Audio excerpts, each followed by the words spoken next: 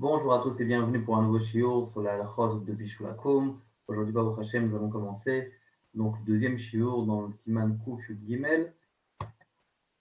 Donc les halachot et le cours aujourd'hui, comme d'habitude, pour le Nishmat de Atara Bat Abraham et pour le Srout et la Tzlacha, la réussite, dans tous les domaines matériellement et spirituellement, du Rav Shlomo Chaim Bonan, ses enfants, ses descendants, et de même pour le srout et le mérite du Rav David Ben Chetrit pour ses enfants, ses descendants, qu'ils aient Bezrat Hashem Natzlacha matériellement et spirituellement.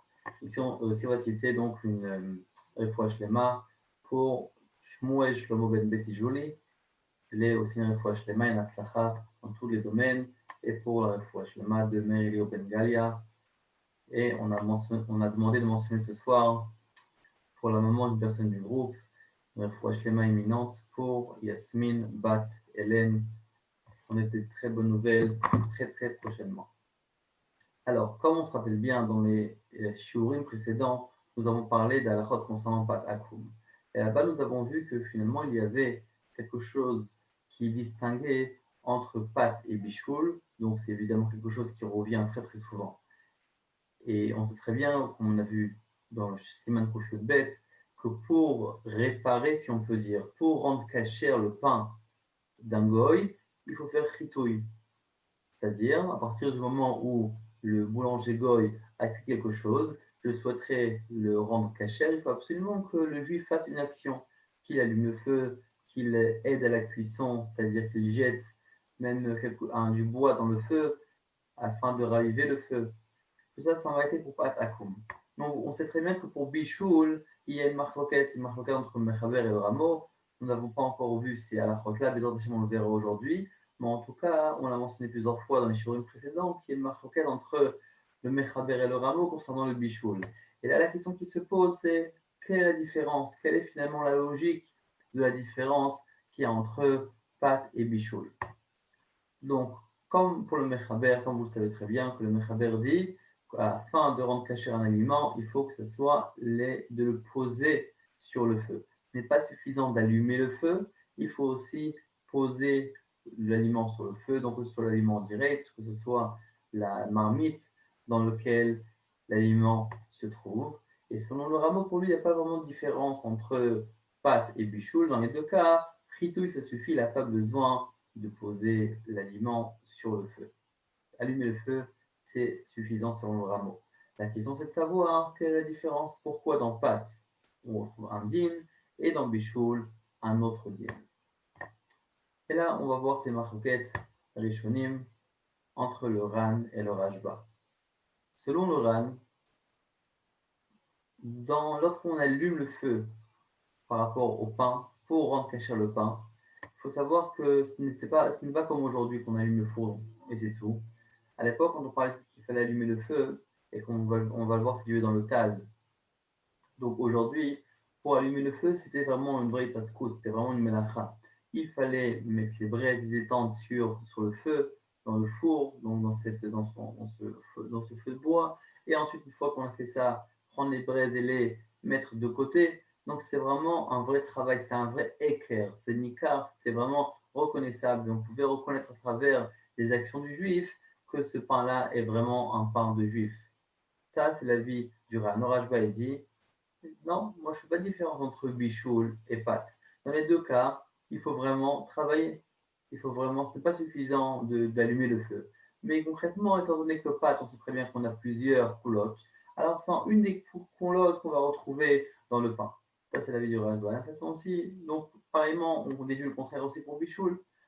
Dans bichoul, étant donné qu'il n'y a pas vraiment d'itaskot, on n'a pas vraiment de travail à faire pour allumer le feu du bichoul, alors à ce moment-là, c'est pas Nicar, Laurent va dire c'est pas assez Nicar, parce que finalement, je prends une allumette, j'allume le feu, après le feu continue tout seul. Donc le travail n'est pas aussi important que le travail que j'ai dû faire pour allumer le feu lorsque j'ai voulu cuire le pain. Donc il y a une grande différence, allumer le feu pour du pain et allumer le feu pour un plat. Et c'est pour ça que pour le plat, le Shulchan Aruch a vu, selon le Ran, pour faire un équerre plus important, de prendre la casserole et de la placer directement, de la poser sur le feu. Ça, selon le Ran. Le Rashba, il dit, comme on l'a mentionné précédemment, il n'y a aucune différence finalement entre bichoul et pas. Dans les deux, il faut faire une action. Il faut vraiment poser le plat, la casserole ou le plat ou l'aliment même sur le feu. Seulement que pour pâte, une des couleurs qu'il y a, c'est aussi ça, on était plus Mekel par rapport au pain. Mais le Ramos, donc ça c'est d'après le Mechaber qu'il y a une différence entre pâte et bichoul. Et selon le Ramo, il n'y a aucune différence de toute façon. Et donc pour lui, donc cette opinion ne s'applique pas.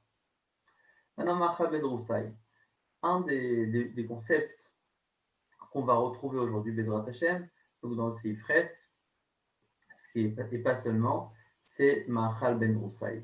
Alors, pour ceux qui apprennent Echot Shabbat, dans le groupe, nous avons plusieurs personnes qui apprennent Echot Shabbat Beyoun, ils ont souvent déjà rencontré ce moussag-là. Machal Ben Roussaï, c'est donc ce groupe-là de brigands, de voleurs, qui s'échappaient, qui couraient à droite à gauche, qui voulaient, qui pillaient, qui partaient. Évidemment, un voleur n'a pas le temps de s'installer, il a peur de se faire attraper. La seule chose qui leur reste, c'est de manger vite. Mais concrètement, ils mangeaient de la viande, seulement du poisson, donc ça devait être cuit. Alors, mais par contre, il n'avait pas le temps de cuire, parce qu'il devait toujours s'enfuir. Donc, il cuisait à un certain niveau de cuisson, à un certain on va dire, pourcentage de l'aliment. Et de cette manière-là, c'était consommable, mais tout juste consommable. Alors, qu'est-ce que c'est important de savoir? Pourquoi c'est important de savoir ce qui est consommable ou pas? Parce que finalement, d'après la halakha, lorsqu'on parle de bichoul, il faut donner un titre au bichoul, il faut déterminer le bichoul, et il faut vraiment le rentrer dans une catégorie. Donc, dans les Chot Shabbat, par exemple, on voit que le bichoul, c'est important parce que finalement, on a une melacha des oraita, on n'a pas le droit d'allumer le feu, on n'a pas le droit de cuire, etc. Donc, le bichoul, on doit finalement trouver certains paramètres afin de définir le bichoul. Chez nous aussi, on a le bichou qu'on doit aussi déterminer. Oui, on a fait un bichou la coupe. La question, c'est qu'est-ce que c'est bichou? Qu'est-ce qui va être appelé bichou? On connaît tous le Rambam. Le Rambam dit que, par exemple, le fait de chauffer un morceau de métal, de manière qui se tord, qui change un petit peu, donc ça aussi, c'est bien du bichou. Donc finalement, bichou, on le retrouve assez souvent, mais il faut absolument savoir qu'est-ce que c'est bichou. Dans notre cas, c'est hyper important, car on peut déterminer le bichou la coupe. Donc là, si vous voyez dans l'image, on a un morceau de viande qui doit arriver à vraiment quelque chose qui est vraiment consommable. La question c'est qu'est-ce qu'on fait, comment on va calculer le bichoul. Et pour ça, nous avons deux avis. Nous avons l'avis de Rashi et l'avis du Rambam. Son avis du Rashi, c'est uniquement le tiers du bichoul. Le tiers du bichoul suffit. Tandis selon le Rambam, c'est moitié du bichoul. C'est-à-dire, à partir de quand je vais donner le titre de bichoul, donc de Mahal Ben Roussaï, que finalement c'est le minimum de bijoux qu'on pourrait avoir. Selon Rachid, ça appartient à un tiers, selon Rambam, c'est la moitié. Donc, qu'est-ce que c'est important de savoir à combien exactement c'est le bichoul? Car finalement, nous avons une différence entre notre cas, nous, c'est une takana des Rabanan. Si on se souvient bien, la raison pourquoi nous n'avons pas le droit de manger du pain d'un goy, nous n'avons pas le droit de manger des repas d'un goy, et aussi pour toutes les autres takanot, c'était surtout pour le khatnout. Et aussi, comme Rashi rapporte lui-même, donc, qui a deux raisons. Et la raison de Khatnout, de ne pas se marier avec des mariages mixtes, mais aussi de peur que le juif s'habitue avec le goy, continue de manger avec le goy, et doucement, il commence à goûter aussi des plats non cachers. Donc, on a une raison des chachamim. Là, par contre, si on parle de bichoul, par exemple, par rapport à le nian de Shabbat, à ce moment-là, c'est vraiment un source de la Torah. Nous avons la Torah, Shabbat, et chez nous, c'est des Rabbanan, c'est Takana des Rabbanan. Alors, on a un clal que ce qui est les Rabbanan, c'est les Kula. Donc, c'est pour ça qu'ici, nous allons prendre deux côtés des Kula, c'est-à-dire, nous allons utiliser les deux avis, et du Rashi et du Rambam, pour trouver une Kula, étant donné que c'est des Rabbanan. Alors, un exemple, il y a un juif qui va donc, allumer le feu, qui va, selon le Mechaber, placer la marmite sur le feu. À partir du moment où le plat arrive à un tiers du bichoul, l'action que ferait le goy après ce temps-là n'aura pas d'influence sur la cuisson du juif, étant donné que le juif finalement a cuit l'aliment. Donc l'aliment est déjà mis au bouchal. Il n'y a pas lieu de cuire sur cuisson une fois que l'aliment est cuit. Il n'y a plus de titre de bichoul à part le bichoul qui a été fait. C'est-à-dire, si on a un bichoul qui a été effectué, à partir du moment où il arrive au niveau de bichoul, donc dans notre cas, on appelle ça Machaban Broussaï, au-delà de ça, il n'y a pas lieu de rajouter un bichoul, et donc le goy qui cuirait ce plat-là après que le plat soit arrivé à Mohamed Roussaï, on n'a pas le type de cuisson de bichoul goy. Donc on va maintenir uniquement le bichoul du juif à un tiers. Donc, pour résumer, un juif qui cuirait un plat à un tiers, c'est suffisant pour le rendre caché, c'est-à-dire que même si après un goy intervient, et le plat restera caché étant donné que le juif a déjà cuit comme Mohamed Roussaï. Par contre, on va aussi utiliser le Rambam pour être mekel. Comment? Si c'est le contraire, par exemple, c'est-à-dire que c'est le goy qui a mis le plat, qui a commencé à cuire le plat.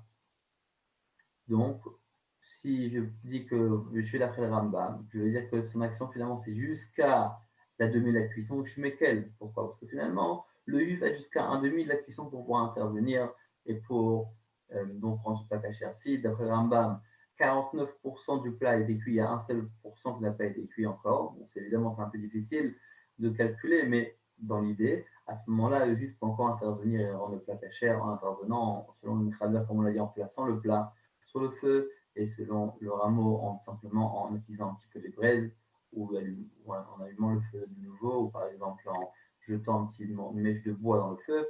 Et comme ça, donc, on jugera les coups là des deux côtés. Donc là, on verra ça spécialement c'est fret, c'est iftel, etc. Bon, et donc, ce sera dans la suite du cours. Maintenant, quelque chose qui est très intéressant à savoir, qu'à travers cette halakha-là, on va prendre quelques choses très intéressantes, c'est dagim, ktanim, les petits poissons. C'est quoi les petits poissons?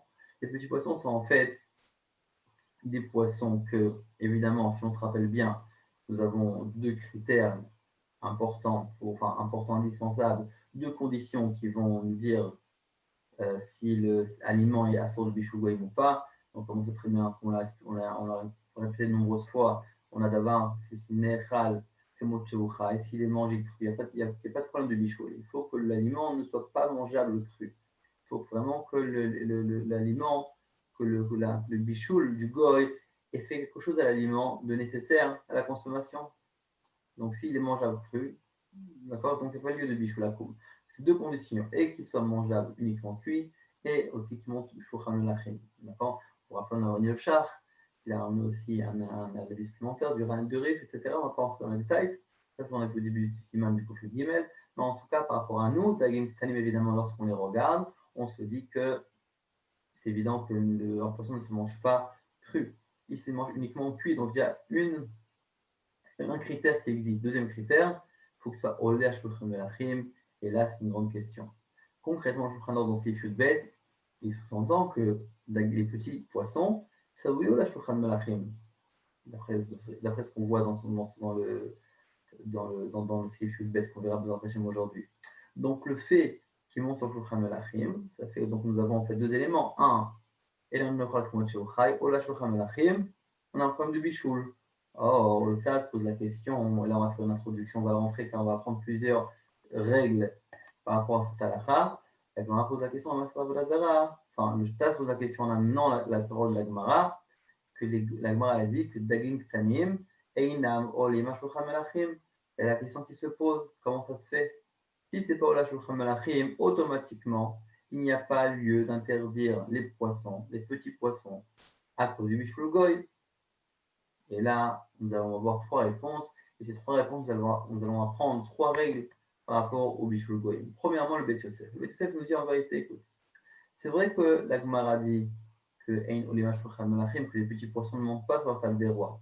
Mais des fois, je peux finalement les chabéar, c'est-à-dire je peux finalement le rendre, faire une certaine action dans le poisson pour le rendre plus, pour le rendre plus important de manière à ce que oui, mon quand par exemple, il y a un sur place, c'est le sel, grâce au sel, par exemple, j'améliore le poisson de manière à ce qu'il soit digne et apte à monter sur la table des rois. Donc déjà, on peut sous-entendre que certains aliments, oui, en faisant des fois une petite touche, on peut, oui, le monter sur une table d'un roi. Et à ce moment-là, il serait donc susceptible à sourd de Bichoulakoum.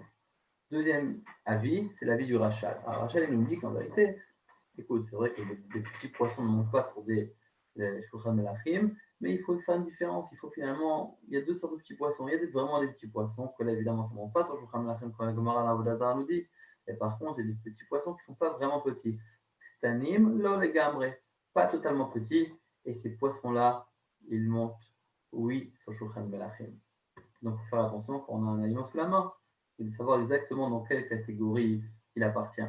Troisième avis, c'est celle d'une barre. Donc, encore une règle très intéressante, c'est qu'il nous dit qu'en vérité, il faut distinguer entre deux sortes de petits poissons. Il y a un petit poisson qui était censé grandir, qui n'a pas grandi, que je l'ai finalement apporté au roi à table avec, quand il était encore petit. Donc là, c'est quand même un défaut de fabrication, c'est un défaut, c'est pas une qualité. Donc c'est évident qu'un poisson comme ça, ne montre pas son Shulchan Melachim, il devait être grand et tu me le sers petit, ça ne se fait pas. C'est pas Mechoubat, c'est pas Chachouv. Et automatiquement, des petits poissons qui devraient grandir et je les présente quand c'est encore petit, c'est comme un défaut, c'est pas Chachouv et automatiquement, c'est pas Ola Shulchan Melachim. Tandis que tandis que chez nous, lorsqu'on parle de Dagim Kitanim, dans notre Seafood Bet, on verra aujourd'hui Bezrat Hashem, que c'est oui, Ola Shulchan Melachim, on parle des petits poissons qui étaient censés rester petits. Et oui, dans certains, et oui, comme on l'a dit, peut-être qu'on peut aussi additionner Bet Yosef, peut-être pas tous les petits poissons, mais en tout cas, selon le bar, les petits poissons qui restent petits, c'est oui, digne de monter sur une table d'un roi, c'est oui, c'est présentable, et automatiquement, nous rentrons dans le problème de Bishoulet Goïm. Maintenant, nous allons voir quelques cas de figure avant d'entrer directement dans le sujet et dans le texte. Parce qu'aujourd'hui, nous n'avons pas, comme d'habitude, beaucoup de textes, pardon. Nous aurons plus de Shulchan Aruch et les commentaires. Et on va, avant, juste toucher quelques points qui vont peut-être nous aider à comprendre, donner des exemples. Alors, par exemple, les sardines. Les sardines, c'est intéressant. D'un côté, on vient de parler d'Agim Ktanim, donc directement, on pense aux sardines. Les sardines, nous avons une discussion, est-ce que oui, c'est là Shulchan Melachim ou pas? Évidemment, ça ne se mange pas cru. Il faut le manger cuit. La question, c'est est-ce que ça monte sur une table d'un roi? Et là, à part, on ne va pas entrer dans la catégorie des sardines, mais même si on prend les sardines en boîte, comme dans les boîtes de conserve, alors nous avons une discussion, est-ce que oui, ça monte sur le Shulchan Melachim ou pas? Le Rav de Shevet Halevi, le Rav Osner, dit oui, c'est possible que ça monte sur un plat d'un roi. C'est possible que c'est quelque chose d'important, évidemment. Vous vous rappelez qu'on parle d'un roi, nous avons mentionné le cours dernier que ce n'est pas forcément un roi. On parle d'un plat officiel, un lieu, un genre de Séouda qu'on n'a pas l'habitude de changer, qu'on ne change pas le niveau de la Séouda, comme par exemple un mariage, comme par exemple un hôtel, etc. Donc, selon Shevet Halevi, il nous dit qu'en réalité, les sardines, c'est oui, bien oui, enfin, de Bishulakou. Dans Rav Yosef, dans les Chotolam, mais aussi le Rav Sternbourg, il nous dit que non, il n'y a pas de problème, parce que finalement, ce sont des aliments qui sont on va dire, de gens simples, de gens pauvres. C'est pas les gens riches ne mangent pas ce genre de nourriture, donc c'est pas Ola Shulchan Melachim. Maintenant, la tortilla, par exemple, comme si on fait faire un petit tour au Mexique, nous avons la tortilla qui est donc qui est en vérité un style de pain, mais c'est un pain qui n'est pas fait à base de blé ou des 5 céréales. Quand vous vous rappelez, on en a parlé au début du Simon Koufi de bête, parce que si c'est le cas, évidemment, on n'a pas de problème, étant donné que c'est du pain, à moins qu'on rentre dans les détails, évidemment, comme on a parlé du laraka, etc. Mais en tout cas, si on regarde la tortilla même, c'est un pain qui est fait à base de farine de maïs. Alors, farine de maïs, c'est bien beau, c'est-à-dire qu'on n'a pas de pâte à koum, mais peut-être bichou la koum.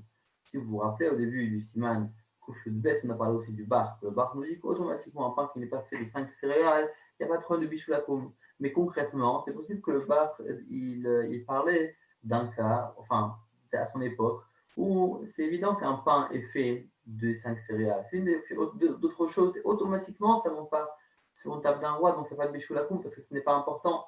Mais la question c'est de savoir qu'est-ce qui se passe avec la tortilla. Est-ce que oui, ça monte sur une table de roi ou pas? Alors, Saint Rabbanim en Israël disait que non, la tortilla, ça ne monte pas sur la table d'un roi, c'est uniquement pour les gens pauvres, etc. etc. Concrètement, des rabbins du Mexique eux-mêmes disaient que non, on voit très bien chez des gens, des gens qui sont vraiment respectés, des gens importants, ils mangent ça à la maison, ils mangent ça dans leur plat, même dans des plats officiels. Donc finalement, c'est vrai que ce plat-là, c'est quelque chose qui est, on va dire, traditionnel. C'est un peu mais concrètement, c'est comme quelque chose qui se mange réellement dans les repas des gens importants. Et pour cela, on a oui un problème de bishfugoin par rapport à la tortilla. Évidemment, on ne parle pas du contenu, parce que le contenu, c'est évident qu'il y a un problème, comme vous vous rappelez qu'on a vu dans le CIF bet, dans le CIF guimel, pardon, dans ce semaine que fait guimel et aussi dans le semaine précédent. D'accord? Donc par rapport à une fanda, on a vu aussi le tas, intéressant, etc. Mais en tout cas, donc on ne parle pas de ce qui recouvre le pain, mais plus de la pâte même. Donc le pain même. Donc, ça va différencier évidemment. Si le pain monte sur une table d'un roi déjà important, c'est assourd, et sinon, ce sera un moteur, il n'y aura pas de problème. Le même débat, on peut retrouver pour d'autres choses, comme on verra. Mais en tout cas, les pop-corn. Les pop-corn en soi, c'est du maïs. Et c'est un maïs qui est dur, qui n'est pas mangeable comme il est. Maintenant, on a fait des pop-corn. Donc, c'est vrai que j'ai besoin d'un bichoul. Donc là, c'est le cas contraire. C'est que j'ai besoin d'un bichoul. C'est le même critère. C'est besoin d'un bichoul, mais c'est un bichoul qui finalement qui va aboutir pour quelque chose qui ne monte pas sur une table d'un roi, qui n'est pas important. Alors qu'il n'est pas important pour aussi rentrer le détail que finalement, c'est pas quelque chose qui se mange dans la Séouda. Pour rappeler, quand on en a parlé dans Seif Aleph, d'accord, la fête boîte à pâte, par période, etc. C'est vraiment en dehors du repas, c'est quelque chose qui n'est pas important. Donc, dessus, il n'y a pas de problème de bichoul à mais évidemment, si tous les ingrédients sont cachers, s'il n'y a pas de graisse non cachère, s'il n'y a pas de colorant avec des composants non cachers, etc., il n'y a pas de problème de bichoul à côme. Par rapport au sushi, prenez un sushi par exemple, on a plusieurs éléments dans le sushi. Nous avons le riz du sushi qui est cuit. Évidemment, il ne se mange pas cru. Et c'est la shochem lachem, donc oui, un problème. Nous avons aussi ce qu'il y a à l'intérieur. Donc évidemment, à l'intérieur, c'est un style de poisson qui se mange. Et une situation aussi qui se mange cru. Donc, on va dire que c'est pas ça le débat. C'est plus sur le riz en soi. Évidemment, le riz en soi, il a un problème car il est cuit, donc il est relais à shochem lachem aussi. Et c'est un bichou lachem, les falafel, c'est un peu comme les tortillas. C'est un débat. Est-ce que oui ou non, ça rentre dans la catégorie de bichou lachem? Certains vont dire non, c'est quelque chose qui est chovi, c'est quelque chose qui est que dans la rue de fast-food, qu'on va manger dehors. Les gens importants ne vont pas intégrer ça dans les repas. Certains disent non, etc. En tout cas, les khatrillah, on essaye, évidemment, dans les cache-couillottes, de faire ça uniquement par un juif. Il ne faut pas rentrer dans les problèmes, surtout quand c'est quelque chose qui est tellement populaire. Donc, on fait très attention. Maintenant, il y a d'autres cas de figure, comme par exemple, et c'est très intéressant, si par exemple j'ai un fruit, on le verra dans ces films qui arrivent, j'ai un fruit sous la main qui ne se mange pas comme il est. Pourquoi? Parce que par exemple, c'est un fruit qui est très très amer, et à ce moment-là, et pour pouvoir le rendre mangeable comme il faut, c'est uniquement si je le cuis. Dans ce cas-là, évidemment, comme on le verra dans les films qui arrivent, on a eu le problème du choulaco. Maintenant, ce n'est pas le problème si je prends un fruit qui n'est pas mangeable. Il est mangeable uniquement s'il est cuit ou s'il est cuit. Mais concrètement, c'était un fruit qui sortait un peu du lot, car tous les autres du fruit de sa race, ce sont des fruits qui se mangent comme une pomme. Une pomme, c'est se mange cru. Mange une pomme qui n'est pas mûre. La question, est-ce que je veux voir le fruit en soi, étant donné que le fruit en soi a besoin d'un bichoul, à ce moment-là, je vais le rendre.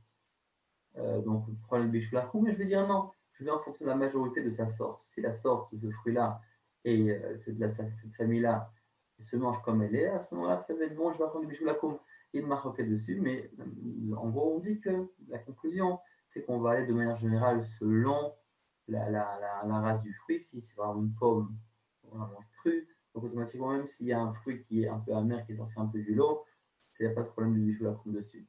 Un autre point aussi qui est important, qu'est-ce qu'on fait si nous avons plusieurs, évidemment, le monde est grand, il y a aussi avec la technologie aujourd'hui, énormément de choses se propagent très rapidement. La question c'est qu'est-ce qu'on fait si maintenant dans certains endroits il y a oui un problème de bichoul, ou bien, comme par exemple dans certains endroits ça montre oui soit table d'un roi, dans d'autres endroits non. Est-ce que c'est assourd oui ou non? On ira toujours selon l'endroit. Donc là, des attachés nous allons prendre. Nous avons fini les déploiements pour jouer l'introduction. Nous allons commencer le Siman, Kouf, Yud, Bet. Nous allons prendre directement ces Dalet. On continue ce qu'on a commencé la semaine dernière. D'accord, c'est le Gimel, vous vous rappelez, on a parlé des Infandas, qu'on avait parlé aussi dans la semaine Kouf, Yud, Bet. Maintenant, on va essayer Dalet. Donc, on ne va pas faire tous les Jacheretas parce qu'ils sont un peu longs et en général, ils se résument. Donc, j'ai choisi quelques-uns et on va passer dessus rapidement. Donc, on y va. יש מי שמכיר בשפחות שלנו ויש מי שאוסר אפילו בדיעבד. Donc certains, les shfachot, c'est quoi les shfachot? C'est des servantes, oui. Donc nous avons les servantes, c'est des femmes, donc des femmes de ménage par exemple. La différence que ces shfachot à leur époque, c'est-à-dire que c'était vraiment des servantes qui étaient à la maison, qui appartenaient au maître. Certains disent que c'est moutard, d'accord, si elles cuisinent à la maison, c'est-à-dire que certains disent que c'est assaut. Alors pourquoi je dis que c'était les servantes de l'époque? Parce qu'effectivement, il faut savoir qu'on verra dans le charte qu'il y a une différence aujourd'hui et à l'époque, d'accord? Parce qu'à l'époque, la servante appartenait réellement au maître. Ce n'est pas comme aujourd'hui, par exemple, une personne vient à la maison, une cuisinière qui vient à la maison, ou une femme de ménage qui vient, qui me fait un peu mal, on dit, tu sais quoi, je peux m'aider à la cuisine. Non, vraiment, c'est là, on parle d'une personne qui appartenait, entre guillemets, non, appartenait parce qu'il avait acheté réellement au maître. Donc, c'était à l'époque. En tout cas, même pour ce cas-là, yesh mishe matir, yesh mishe oser. Vous vous rappelez du cas qu'on a parlé dans le premier shiur? Le cas, la règle d'un premier shiur, lorsqu'on a un yesh mishe matir, yesh mishe oser, yesh veyesh, c'est comme qu'il a la comme le yesh, batra, oui, comme deuxième opinion. D'accord? Donc, on ובדיעבד, הפוסטריורי, יש למחות את דברי המתירים, יש לסמוך על דברי המתירים, on peut s'appuyer sur ceux qui sont מתיר, ואפילו לכתחילה נוהגים להקל בבית ישראל, שהשפחות ועבדים מבשלים בבית ישראל, même לכתחילה, même a priori on peut oui être מקל, pourquoi? parce que כי אי אפשר שלא יחטא אחד מבני הבית מעט, donc vous voyez la raison qu'il nous donne, il dit, il ne rentre pas d'après du moins le sens simple qu'on voit ici, il ne rentre pas dans l'explication. Est-ce que c'est une chiffra comme ça? Est-ce que c'est une chiffra comme ça? Il a donné une raison. À partir du moment où c'est possible qu'il y a un Ben Baïd qui vient et qui attise le feu, qui jette quelque chose dans le feu, et comme vous voyez le Lachon, qui IFchar chez l'Oïchate, c'est obligatoire, c'est obligé de voir quand il y a une cuisinière qui vient, c'est obligé qu'il y ait une personne qui va participer, qui va lever la poêle, qui va la remettre, qui va retourner la viande. Elle est à la maison, donc tout est, on fait un travail d'équipe. Donc c'est évident que quelqu'un va toucher le feu. À ce moment-là, on va dire que c'est permis. D'accord? Donc on a le Mechaber amène les deux avis, et on a le Rameau qui lui il dit que c'est permis, mais il dit que, parce que c'est évident qu'on aura une personne qui va attiser le feu. Regardez dans le Shar Zain. On prend Shar Zain et on va commencer. Ok. Bishpachot shelanu sheknuyot lanu. Donc, dans quel shpachot on parle? Des shpachot qui nous appartiennent. Des mlacha, des oved des kochavim d'Israël, ou muzar alav shabbat minat Torah. C'est quoi la raison pourquoi finalement cette femme de ménage ou cette servante plus exactement, elle n'a pas de problème de bishulakum selon cet avis-là, parce qu'en réalité, elle appartient au maître. Et alors, la même Lichot Shabbat, étant donné qu'elle appartient au maître. D'accord? C'est vraiment, ça appartient au maître. Donc, elle-même, elle n'a pas le droit de transgresser Shabbat.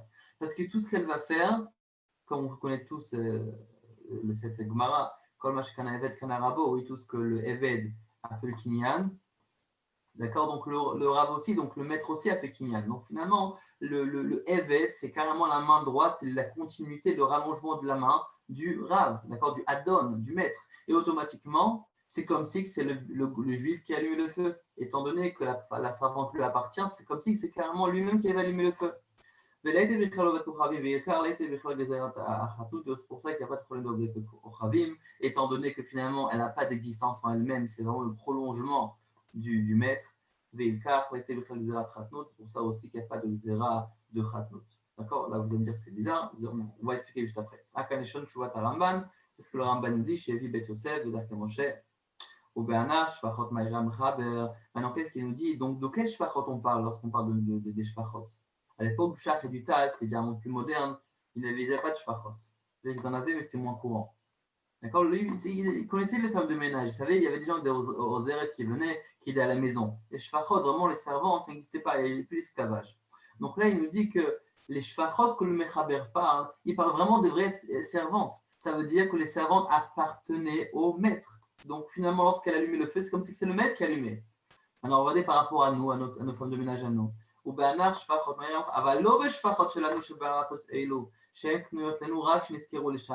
par contre, on ne parle pas des shpachot, nos shpachot, c'est-à-dire de nos femmes de ménage, chez nous, que quoi qu'elles sont, elles n'appartiennent pas au maître, mais quoi, on les loue. Oui, à l'époque, ils les prenaient pour un an, on vient à la maison, tu vas nous aider. D'accord? On lui donnait une chambre et elle habite à la maison. Donc, mais c'était momentané, d'accord? C'était pour 6 mois, 1 an.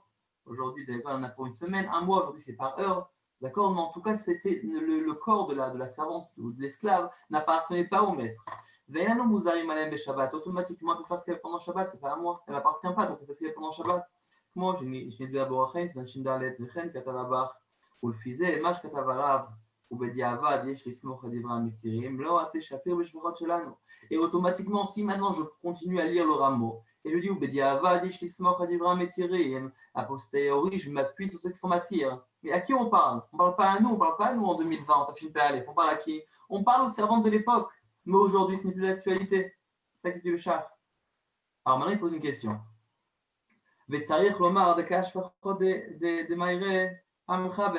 Donc quand il dit matir, c'est le grand matir. De quoi il parle? Il parle des shfachot du mechaber. Pourquoi ce que tu me dis? Parce qu'en réalité, je n'ai pas ramené le Bet Yosef, il y a 3 avis, Rabbi Abraham, etc. Par rapport à ce que les Bishul Goïm, est-ce que par rapport au shfachot, est-ce qu'il y a un Bishul? Bon, c'est un peu long, je n'ai pas ramené ici pour ne pas trop embrouiller. Mais en tout cas, on voit qu'il y a plusieurs avis. Oui, on voit qu'on a Yesh Miché Matir, Yesh Oser, on voit que le Rameau nous dit, Yesh Kismoch Adivra Matir. On a question, c'est pourquoi? Pour quelle raison il se tient sur les Matirim? C'est quoi ces Matirim-là? C'est quoi ces gens qui permettent? Si on je dis qu'en vérité c'est les Shfachot qui parlent le Mechaber, c'est les Shfachot de l'époque, alors je peux dire aussi que le Rameau, lorsqu'il a permis, il parlait des Shfachot de l'époque. Et automatiquement, étant donné que c'est les Shfachot de l'époque, aujourd'hui ça ne nous concerne pas. Et donc j'ai plus la permission du Rameau.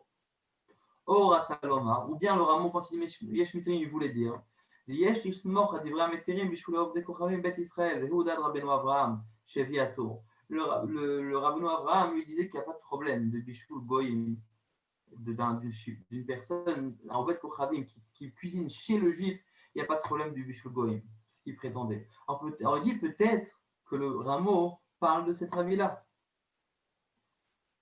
וכן כתוב בדרך כמשה בתורת חטאת כלל עין ה' דין י"ז בשם איסור והיתר הארוך והוא באיסור והיתר הארוך כלל מ"ג דין ג' אינמי ובין troisièmement הרב לא דקדק בזה בעיקר דמילתא סמיך הטעמה דאי אפשר שלא יחטא אחד לבני הבית מעט.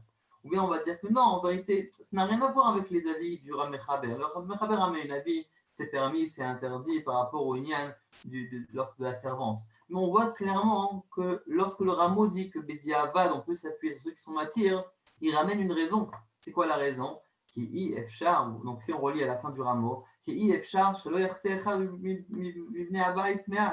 veut dire qu'en vérité, lui, il s'est dit, écoutez, dans chaque situation, si c'est possible, même chez nous à la maison, même en Tafshin Pe'alef, même chez nous à la maison, il y a une femme de ménage, c'est possible qu'on vienne toucher le feu, attiser le feu, à ce moment-là, c'est permis. Parce que lui, finalement, donc en 2 mots, il ne s'est pas basé sur des métirim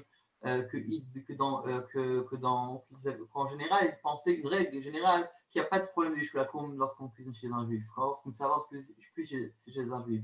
Mais il pensait que non, qu'en vérité, le fait même que le Rameau a rapporté une raison, ça prouve bien qu'en vérité, c'est uniquement dans le cas où on peut attiser, mais automatiquement, si on parle de ça, c'est possible que chez nous aussi, c'est possible. Oui, ça veut dire que chez nous aussi. Même pour ceux que le Mechaber n'est pas d'accord avec lui, on va dire qu'il marche, on va dire qu'aujourd'hui, ce n'est pas d'actualité, parce que c'est Shfachot de l'époque, mais étant donné que le Rameau a rapporté une raison, de chez Mayarté, c'est possible qu'on va l'appliquer aussi chez nous aujourd'hui. D'accord? Donc on va relire ça. Inami, Rav, donc ce qui est Rav ici, c'est le Rameau. L'Odigdek basé. D'accord? Il n'est pas très, très pointu, il n'a pas très médagdek par rapport aux chitotes qui étaient ramenés dans le Mechaber. Des cas, des milta, Samir Hatama, c'est quoi le fondement de sa raison? Pourquoi il a dit que Bediavat c'est moutar? Pourquoi des i efshar shelo echte chad bnei habayit me'at? Parce que c'est forcément obligatoirement qu'une des personnes va venir et va attiser le feu. Vayen ve'isur ve'eter shel hamarshal siman ayin he. ומביא תשובת הרמב"ן סימן קמ"ט, יש מרבותים ומכירים משפחות מטעם דניסור, משום בשביל גויים אלא פוסל מרצונו.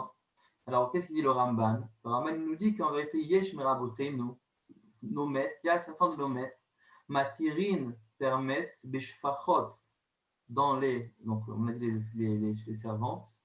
Pourquoi? Mitam, la raison de enisur mishum bishul goyim, qu'il n'y a pas d'isur à cause du bishul goyim. Et là, uniquement lorsque la personne fait ça volontairement. Il faut se rappeler qu'en vérité, lorsqu'on a eu le Inyan, on a fait la Xéra, la Takana du Bishul Goïm. C'était quoi la raison du Bishul Goïm?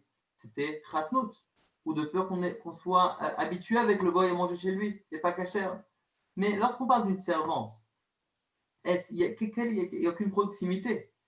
Lorsqu'on parle d'une personne qui nous invite chez lui à la maison, ou qui cuit de son propre gré pour m'inviter chez lui à la maison, je peux comprendre qu'il a fait ça pour moi, pour se rapprocher de moi. Mais lorsqu'on parle d'une servante, que la seule chose qu'elle veut prendre, c'est quoi? De faire ses valises, c'est cliquer ses claques et partir, d'accord? Et comme on dit, quand un chassout, on ramène, Avda befker neichale. Oui, qu'un Eved, il préfère être libre. Oui. Des fois, on a un peu aussi ce Eved à l'intérieur de nous. Oui. On dit qu'on est Oved Hashem. On sert à Kadosh Baruch Hu. On est Eved. Mais nous sommes des esclaves de Dieu. Mais des fois, il y a aussi ce principe. Evda befker neichale. Ça veut dire des fois, le serviteur, il dit, tu sais quoi, mon Dieu, laisse-moi un peu tranquille. D'accord, je vais un peu faire laisse-moi un peu de vacances. Oui, ça veut dire, les tefila tous les jours, je veux bien. Et bon, des fois, il faut pousser, il faut se lever le matin, des fois, il faut étudier, des fois, faut se battre contre le coussin pour pouvoir se réveiller. Des fois, tu dis, oh, laissez-moi tranquille. Ça, c'est la noix du nefesh. Oui, je veux être libre. Donc, le serviteur, à la base, il veut être libre. Évidemment, à des niveaux de avadim, oui. Évidemment, il y a des grands niveaux, jusqu'à que Bitul Hayesh, Bitul Nisiut, Bitul Be'etzem, etc. Un jour, on parlera de ça. Mais en tout cas, le fait que que ce juif-là a été invité par un goy, et que le goy invite, donc pourquoi il a fait ça? Il a fait ça finalement pour se rapprocher de lui. Mais par contre, lorsqu'on parle d'une servante qui fait ça contre son gré, la seule chose qu'elle va faire, c'est quoi? C'est partir. C'est une servante, c'est une esclave. Pas la belle vie. À ce moment-là, on dit que d'après ce qu'amène le Rambam, certains des rabotés nous pensent qu'il n'y a pas de problème de bichou les goyim dedans. Donc en vérité, c'est la deuxième raison essentielle pourquoi dans ce seif on retrouve cette avis-là, Kuyesh Mishem Materim. On continue. Par contre, nos serviteurs, par contre, chez nous, qui veulent ou non, il n'y a pas de problème de Kurvadat. Donc, c'est quoi ces deux raisons? On explique encore un point qui est important pour différencier les deux raisons. On résume en même temps.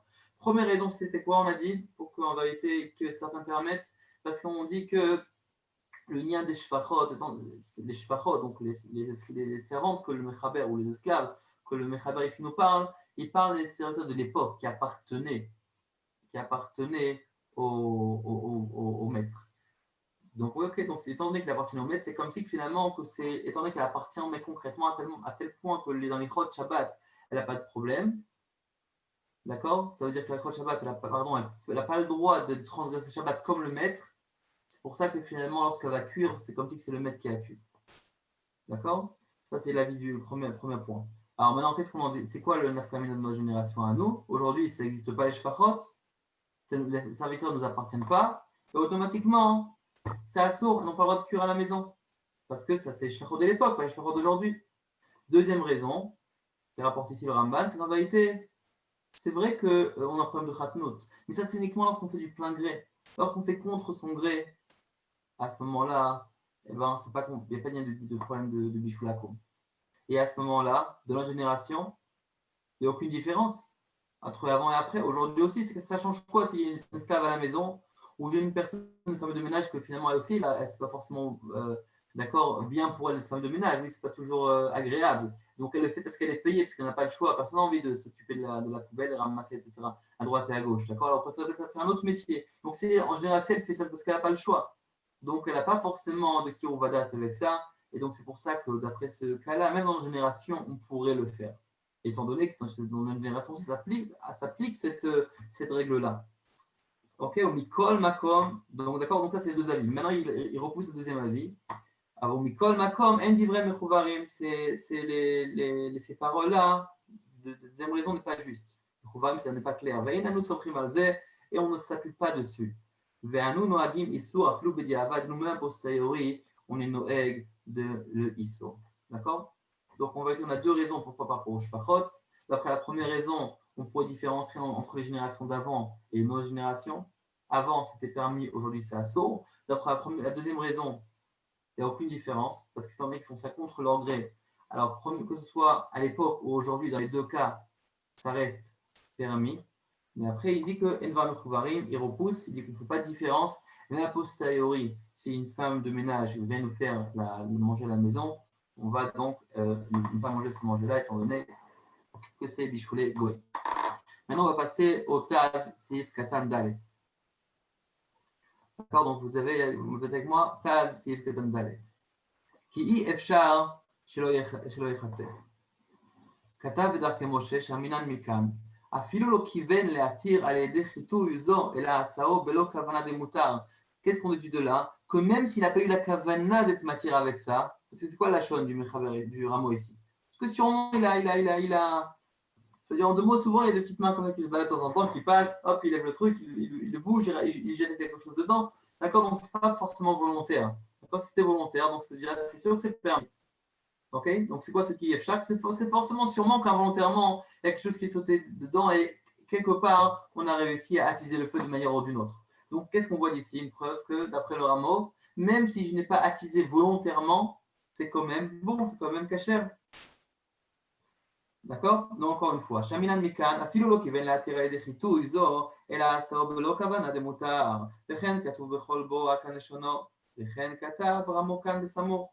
D'accord? ובאיסור והיתר הארוך, כלל מ"ג, et donc באיסור והיתר הארוך, il écrit dans le כלל מ"ג, כתב, il écrit, אחיזהר שאותו החיטוי יוביל לתקן האש. C'est évident que lorsqu'on fait un chitouille, même sans kavana, d'après le rameau, ça marche. Et les sauveteurs, ils disent que oui, mais pas n'importe quel chitouille. C'est uniquement un chitouille qui va aider le feu vraiment à attiser, à prendre encore plus, à évoluer. Mais si maintenant, ça ne fait, comme on dit, ni chaud ni froid au feu, le feu n'a pas bougé. J'ai peut-être jeté quelque chose, mais finalement, ce n'est passé inaperçu. Ça n'a pas forcément aidé le feu à être plus fort, plus intense. À ce moment-là, ce n'est pas considéré comme un chitouille. D'accord? Veillez les maher bishulo à l'aider Israël. Et donc, c'est un chitouille qui va aider à accélérer le bishul d'un juif. Ok? Maintenant, on passe au seif Hey, dans le Shulchan Aruch. Goy, chez Bishavelon Kaven et Bishul, Moutar, un goy qui a été mevachel, mais qui n'a pas eu l'intention d'être mevachel. Donc, pas se confondre avec ce qu'on a dit avant. Avant, on parlait d'un juif qui a attisé le feu involontairement. Là, on parle d'un goy qui a cuit involontairement. Est-ce que ça rend pas cachère la nourriture à cause du bishul goyim ou pas?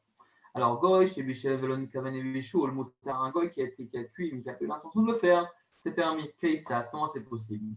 Goy chez Tzit, un goy qui allume le feu, Be'agam, dans une forêt, Kedel et Avir Achatzir, pour brûler le foin. Par exemple, il avait un peu trop de foin, qui se baladait, trop de balagan, il voulait un peu faire de l'ordre, il a brûlé. D'accord, pour faire un peu du vide. Et qu'est-ce qu'il a trouvé en dessous? Surprise, mais il bachlou bochagavim, des sauterelles. Donc évidemment, on sait qu'il y avait à l'époque des sauterelles qui étaient cachères, parce qu'aujourd'hui, certains mangent encore des sauterelles, très appétissants, on dit qu'il y a beaucoup de protéines. Bon, en tout cas, Avin Bashtubo Chagavim, Areelo Mutarim, elles sont permis. Pourquoi? Le goy a cuit. Comment ça se dit que c'est permis? Parce qu'il a fait Bli Kavana, sans intention de cuire. Va Philoma, comme Shulem Shulchan Melachim, même si c'est Chagavim, même si ces sauterelles-là montent sur Shulchan Melachim, ça veut dire qu'elles sont, oui, importantes, c'est quand même permis. Deuxième cas, pareillement, s'il a brûlé un peu la tête, c'était la tête d'un animal, il voulait un peu brûler pour un peu retirer les poils de l'animal. D'accord? Donc évidemment, donc, après qu'il a fait la shrita, il voulait un peu tirer pour essayer de faciliter le nettoyage. D'accord? La viracéa pour retirer les poils de l'animal. Moutar, c'est permis. Moutar, les chol, raché à oznaim, shenitznu, bishat charicha. D'accord, c'est parce que vous avez posé la question, on parle de Racha Oznaim, on parle ici de la tête des oreilles, des bouts des oreilles. Qu'est-ce que vous en pensez? Vous êtes sur mute, alors je vais me permettre de continuer, désolé. Donc le fait que le goy a brûlé, a passé sur le feu, on parle ici de la tête des oreilles, ça veut dire quoi? Ça veut dire forcément, en passant sur le feu, une partie des oreilles de l'animal a été cuite. C'est quand même permis. Pourquoi? Parce qu'il n'a pas fait ça volontairement. Il a fait ça pour autre chose. Il a fait ça pour autre chose et ça a automatiquement brûlé aussi la partie des oreilles. Alors maintenant, on prend la partie des oreilles. Parce qu'évidemment, la partie des oreilles, c'est peut-être fin. Quelque chose qui est fin, qui est facile à cuire. Donc c'est possible, effectivement, qu'en passant sur le feu, le bout des oreilles s'est cuit. Mais si on parle de la tête, le fait qu'on passe la tête d'un animal sur le feu, en quelques instants, c'est pas ça qui va le cuire. Donc c'est sûr que c'est pas vous vous rappelez qu'on parlait de Macha Ben Broussaï au début, c'est sûr que c'est pas une cuisson suffisante. Il n'y aura pas de cas de figure que ça sera cuit avec ce petit passage sur le feu. Mais par contre, la tête des oreilles, oui. Donc c'est pour ça qu'on parle de la tête des oreilles. C'est-à-dire le bout des oreilles. Donc Racher, Oznaim Shenislom Mishat Achaïcha, Valim, qui veulent les Shembishul. Maintenant, s'il a pensé à cuire, Kegon, par exemple, chez Sigatano, par exemple, qu'il a donc allumé le four, les Vachel Bo, pour cuire, pour son plat à lui, rien à voir avec le juif. Vayabu Basar Trila, Vinitla, et il y avait à l'intérieur donc de la viande dans le four. Donc lui, il ne savait pas, il n'était pas au courant du four pour cuire ce qu'il avait à cuire lui. Mais maintenant, surprise, il voit quelque chose dans le four. Maintenant, ça appartenait aux Juifs. Même s'il n'a pas pensé à cuire cette viande-là, et le fait qu'il a pensé à cuire quelque chose et qu'il a allumé le four, Charelo Yadabo, il n'était pas au courant. Malgré ça, il a cuit, assour, c'est assour. D'accord? Donc, Kavana, c'est vraiment uniquement quand il n'a pas eu du tout l'intention de le faire, ou bien qu'il ne voulait vraiment pas cuire. À partir du moment où il voulait cuire, même s'il ne voulait pas cuire ce plat-là, c'est considéré comme si qu'il avait la Kavana, à ce moment-là, c'est assour. On passe au Seivav. Donc, vous voyez, aujourd'hui, on va pas tout le char et le taz, et je vais prendre que les plus importants. Comme ça, on ne s'attarde pas trop sur le sujet et qu'on peut commencer les Hashem. Comme ça, on avance plus. Donc, Vav. On va ramener que les chars et les taz qui sont vraiment importants pour la halacha. Que souvent, on parle beaucoup de raisons, etc. Mais pas dans tous, on a une conclusion pour la halacha. Ça aide évidemment à la compréhension, mais pas forcément au din. Donc là, j'ai choisi les chars et les taz qui ont eu une influence au din directement. Donc, Vav. Kol chez Bishlo Israël. Me'at. Et là, vous allez voir qu'il y aura une contradiction avec le tête, apparemment, le seif tête. On va le voir juste après, on va le lire ensemble. Kol chez Bishlo Israël Me'at. Donc, si le juif a cuit l'aliment, le plat, même un petit peu, ben betrila, ben bassof, que ce soit au début de la cuisson ou à la fin de la cuisson, c'est-à-dire qu'il a intervenu, que ce soit au début, quand c'est encore cru, ou bien à la fin. Moutar, c'est moutar. Les firères, c'est pour cela. Si le goy a mis de la viande ou bien une marmite sur le feu, et qu'ensuite que le juif a retourné la viande ou bien qu'il a remué comme il fallait dans la gdera, c'est-à-dire dans la marmite, au Shiniach Israël, ou bien le contraire, que le juif a posé dessus sur le feu, comme il fallait. Mais ensuite, que le goy est passé, Vegamar goy, Arezem Moutar, c'est permis. Parce qu'il a fait une action dedans. Et vous allez dire, c'est très étonnant parce que ça contredit, on dirait, le seif qu'on va voir juste après. Mais d'abord, on va lire le rameau. Même si maintenant le goy il a aidé de manière à ce que sans lui, la cuisson n'aura pas pu être. Ça veut dire que sans l'aide du goy, la cuisson n'aura pas pu se passer. En deux mots, malgré que le goy a fait une action très importante, que c'est grâce à lui que la viande a été cuite, étant donné que le juif a intervenu au début ou à la fin, la nourriture est cachée, elle est consommable. Donc, qui a parlé bien de ça? À partir du moment où on fait une action, que ce soit au début ou à la fin, c'est oui. Et voilà, vous allez voir maintenant que le Mechaber apparemment dit tout le contraire. Venons, avant de passer au Seif Zayin, on va sauter au Seif Red tête, et ensuite au Yud, et ensuite on va revenir au Zayin. Comme ça, on va pour compléter l'image. Donc là, on passe au Seif tête. Red, pardon. Donc Seif Red Mechaber. Nathan, Israël Gdera la Eshi, maintenant, le juif a mis une marmite sur le feu. Vesilka, et il a retiré. Ok? Ou bas goy. Donc, qui a retiré, le juif ou le goy? Apparemment, c'est le juif. Nathan Israël, encore une fois, Nathan Israël Gdera la Esh. Donc, le juif a posé une Gdera Vesilka. Il a retiré. Apparemment, on parle du juif. On verra le Shtaz qui me dit dessus. Mais en tout cas, pour l'instant. Ou va goy verzira. Et ensuite, le goy, il voit une marmite qui est à côté, qui n'est pas encore cuite. Il la remet sur le feu. Ça peut être très, très courant dans des restaurants, etc. D'accord, que toutes sortes de gens qui travaillent. Assaut, c'est assaut. D'accord? Donc, le juif a cuit, il a retiré. Le goy arrive, remet sur le feu, le plat, il est assaut. Et là, imken, il guilla les machal bedroussaï. Seulement si le plat arrivait à un taux de cuisson qui s'appelle machal bedroussaï. Comme on l'a vu dans l'introduction, il y a deux chitotes. Rashi et Rambam, un tiers ou la moitié. On a dit que comme c'est des rabbins, on va les là. C'est-à-dire que si maintenant le juif a cuit en mettant la marmite sur le feu, ça a cuit à un tiers de la cuisson, à ce moment-là, ça s'appelle Machamed Roussaï. Et si maintenant il a retiré et le goy vient la remettre, il n'y a pas de problème, étant donné que c'est déjà appelé cuit. Car on voit bien que le goy, que le juif a cuit à Machamed Roussaï, c'est mangeable théoriquement. D'accord? Chez Ushlish Bishlo, chez Silka, que c'est le tiers. Pas le tiers, parce qu'on va dire Rabanan. Là, il parle comme Rachid, parce que c'est des Rabanan. Qui chez Silka, lorsqu'il a retiré. Entre parenthèses, en Yichot Shabbat, il n'est pas posé comme le Rachid, il est posé comme le Rambam.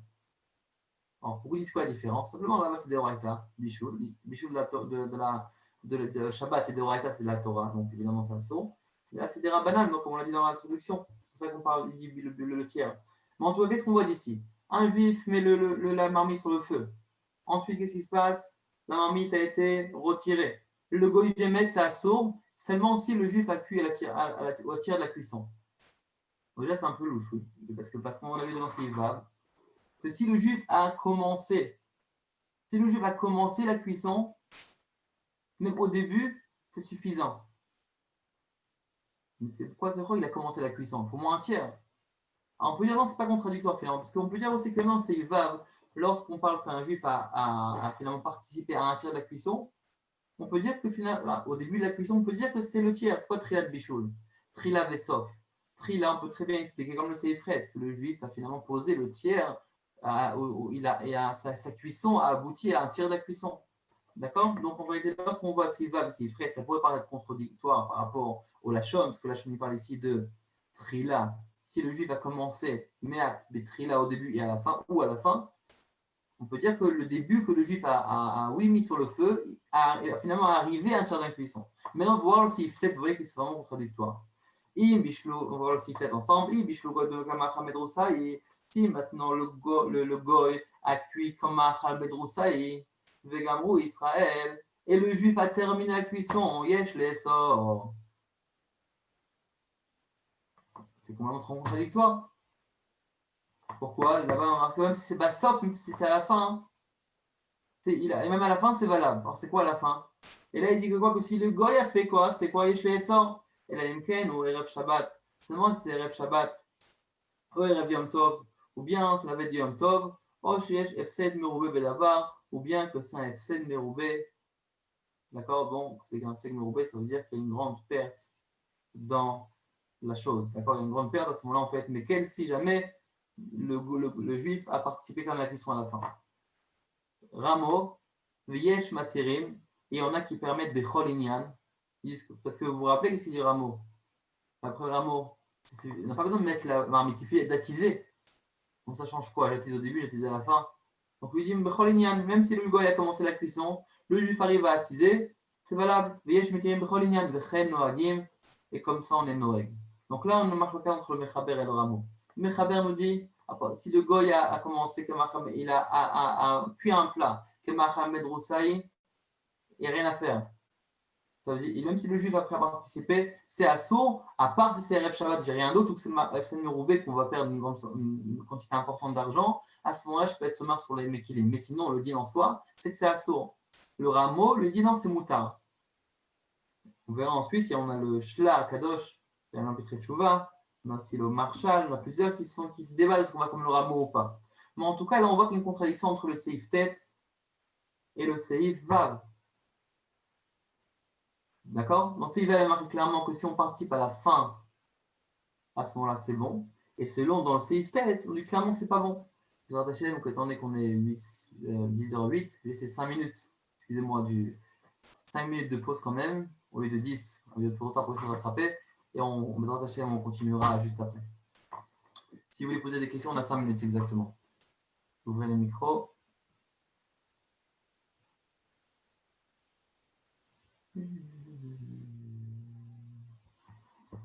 Celui qui a une question peut parler, Raphaël Madar. Bonsoir, Rav. Si j'avais une question dans le Seif Dalet, on a dit que le Rama. Ouais. Vous m'entendez? Oui. Dans le Seif Dalet, on avait dit que le Rama, pourquoi il permettait? C'est parce que. Pourquoi il permettait quand c'est une chifra qui cuisine? Parce que c'est sûrement qu'il va y avoir des enfants ou quelqu'un de la maison qui va venir.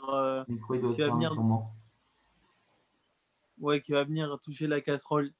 Mais il permet que dans le cas où il y a quelqu'un qui va toucher la casserole, ou vu que c'est possible qu'il y ait quelqu'un qui vienne toucher la casserole, alors on permet même s'il n'y a personne qui vient toucher.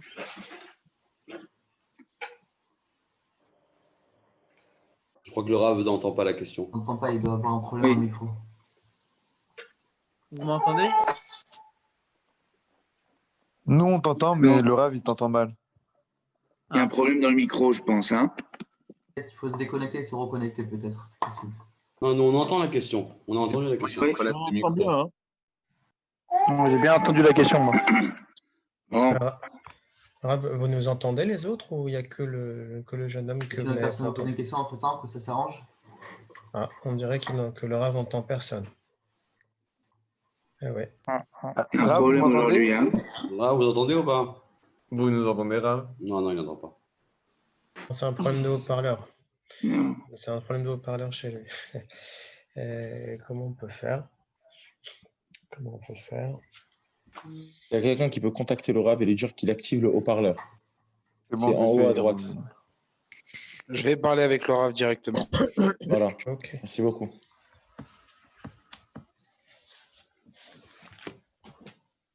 Reuben, Apparemment, le problème Ouais. il est chez moi. Ouais. On va essayer d'arranger ça. Aujourd'hui, chez, chez Ensadin, זה לא Ah, יהיה j'ai בעיה compris הכי pourquoi. גדולה. Hein? שאין סמיכה. Attendez. Il y a un problème, Laura. Attendez. C'est pas du problème de technique. Vous nous entendez là ou non? Je m'entends très bien. Ah, bah, très bien. Vous m'entendez? Allez-y, vous pouvez poser votre question. Vous m'entendez, Rav? J'entends très Eh j'entends. oui, oui. Ça marche, c'est bien. Juste, on avait dit dans le Seif Dalet que le Rama, il permet parce que c'est sûr qu'il va y avoir un Bnébaïd qui va toucher à la casserole. Moi, ma question, c'était pour savoir, il permet, même si dans un cas où la chifra va cuisiner, mais que personne va venir toucher, alors même ça, c'est autorisé parce que Non, généralement. c'est exactement le débat du char. C'est pour ça qu'on a essayé. Finalement, il arrive à la conclusion que le fait qu'il apporte cette raison-là, c'est finalement comme une condition. Ça veut dire que le fait que ce soit une serviteur, on ne peut pas permettre en soi. Mais peut-être qu'on va permettre le fait que ça a été attisé, vous voyez, que ça a été, qu'il y a eu un fritouille, que ça a été attisé, que le feu a été bougé.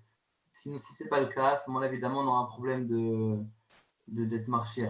Alors, c'est important de préciser, on va voir besoin en Seif Dalet que si on a un doute.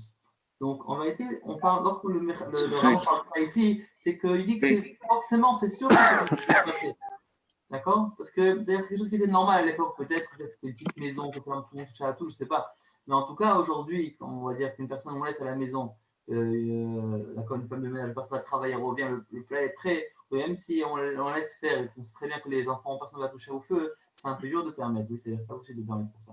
Il faut vraiment avoir une certaine base sur quoi s'appuyer pour dire que c'est permis.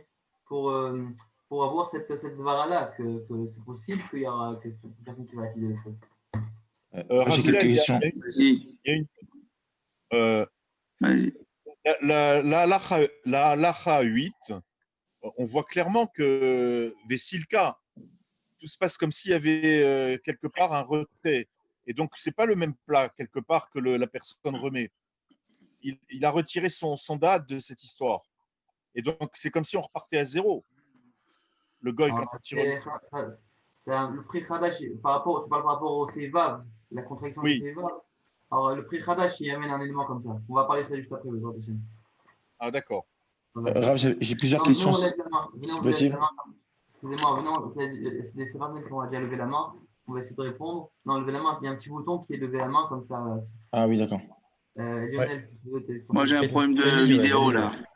Voilà, oui, excusez-moi. Il faut couper les micros, par contre, quand on n'intervient pas. Je suis désolé pour la qualité de la caméra. Il y a un souci, c'est-à-dire qu'au début, c'est bien, mais si je coupe et que je remets, c'est moche comme ça. Alors, j'ai deux questions. La première question, c'est qu'on avait dit que quand on parlait des Dagim Ketanim, finalement, il y avait l'avis du Bet Yosef, il y avait l'avis du Maharshal et l'avis du Bar. Mais qu'est-ce qu'on fait avec ces avis? C'est-à-dire que chacun a l'air de comprendre la Sougia. On va le voir juste après dans ces fêtes. D'accord. Ma question, c'est est-ce qu'on cumule ou est-ce qu'à chaque fois, il faut trancher sur une chita? Bon.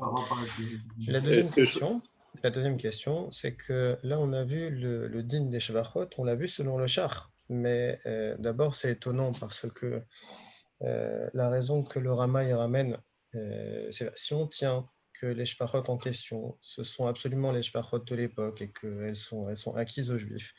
Comment est-ce qu'on peut comprendre la remarque du Rama? Ça c'est une chose. C'est-à-dire que a priori, ça n'a pas l'air de marcher et que tout le raisonnement de... Pourquoi ça n'a pas l'air de marcher? Tout simplement parce que si on tient qu'elles sont acquises, on a déjà dit, ok, si elles sont acquises, c'est comme une extension du juif, et à ce moment-là, c'est comme la cuisson du juif. Mais dans ce cas-là, la remarque du Rama de dire, c'est impossible qu'il n'y ait pas un membre de la maison qui arrive, Non, ça n'a pas de sens. Ah, voilà, parce qu'en réalité, pourquoi? Parce qu'en réalité, avant ça, il y a le Bet Yosef, et les Rishonim qui ont parlé de ça. Et là-bas, il n'est pas tout le monde d'accord avec cet avis. Donc chacun va trancher en fonction de son avis. Et le Rameau n'est pas d'accord avec ça, en gros. D'après la raison qu'il donne, c'est pour paraître, et ça paraît, après ça que finalement, il n'est pas d'accord avec cet avis-là. D'accord. Il a choisi de trancher comme l'autre avis. Tout à fait. Mais il y a une chose, c'est que bien qu'il faille aller voir le Bet Yosef, malgré tout, le Rama, quand il a fait ses notes, il savait très bien qu'il est en train de faire ses notes et que les gens ne vont pas forcément aller voir le Bet Yosef. Ça, c'est une chose. La deuxième, c'est que le Char, il tranche comme ça, mais le Taz, il n'a pas l'air de trancher comme ça. C'est sauf erreur de ma part que je reprenne le Taz sur Shfachot Shilanu. Lui, est-ce qu'il dit qu'on ne doit pas s'appuyer dessus, qu'on ne doit pas s'appuyer sur l'option qu'on parle des Shfachot d'aujourd'hui? Il parle aussi de ça. C'est Atir Bediavad, il a écrit. Bah oui, c'est ça le truc. Lui, il dit pas qu'il ne faut pas s'appuyer. Il attire le diable al Rabbi Avraham, chez Navi Ator, chez Beit Srelen. Bon, si vous voulez, peut-être dans le groupe, je mettrai une note dessus. Vous êtes sur le groupe des questions-réponses? Moi, je suis sur un seul groupe. Ah, ok. Alors peut-être que je mettrai aussi là-bas, parce que comme ça plus clair, parce qu'en fait, il y a trois Rishonim qui parlent de ça. Et simplement, même le lien de Diavad des Khatri, là, c'est aussi un des Rishonim qui parle de ça. Donc, il y en a qui sont posés comme ce Rishon, les Khatri Bediavad. Concrètement, pratiquement personne ne l'a ramené ici. Mais concrètement, dans le Bet Yosef et dans le Dark Moshe, on rapporte ces avis-là. Vous voyez ce que je veux dire? Donc, simplement, lui, il a dit, écoute, moi, je pense, comme un avis intermédiaire, les Khatri, là, d'être Mahmoud, pas Bediavad. Ouais, ma question, c'est pas le Bet Yosef, c'est le Taz. À savoir que, puisque le Taz. Le Taz de rapport, parce que vous voyez très bien. Il a des sauvettes de rapport. כתב גם באלול להתיר בדיעבד, לסמוך רבי אברהם. C'est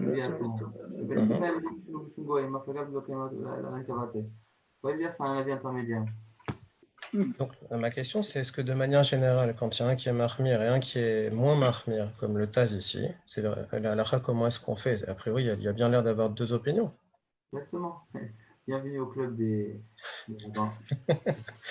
Ok. Ok, très bien.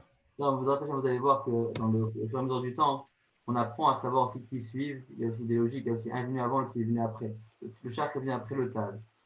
Il faut plus de remarques. C'est assez intéressant. Vous allez voir que le temps, il y aura pire que ça. Dans les là, vous allez pire que ça. Excusez-moi, j'ai une question. J'ai un problème de vidéo là. C'est Shaul Cohen qui parle. Bonjour. Vous m'entendez? J'ai un problème de vidéo. Ouais, je sais pas. Qu'est-ce qui se passe? Il faut lever la main pour la question. Si vous ouais, le problème, c'est que j'ai un problème de vidéo, c'est ça que je vous dis. Ah, vous ne me voyez pas ouais, je vois. Moi, je peux pas. Vous ne pouvez pas me voir. C'est ça. Vous êtes un malade. Voilà. Voilà, c'est ça. Ah, vous pouvez. Mechila, vous avez parlé qu'il y a un problème entre le save tête et le save vav, oui? Pardon?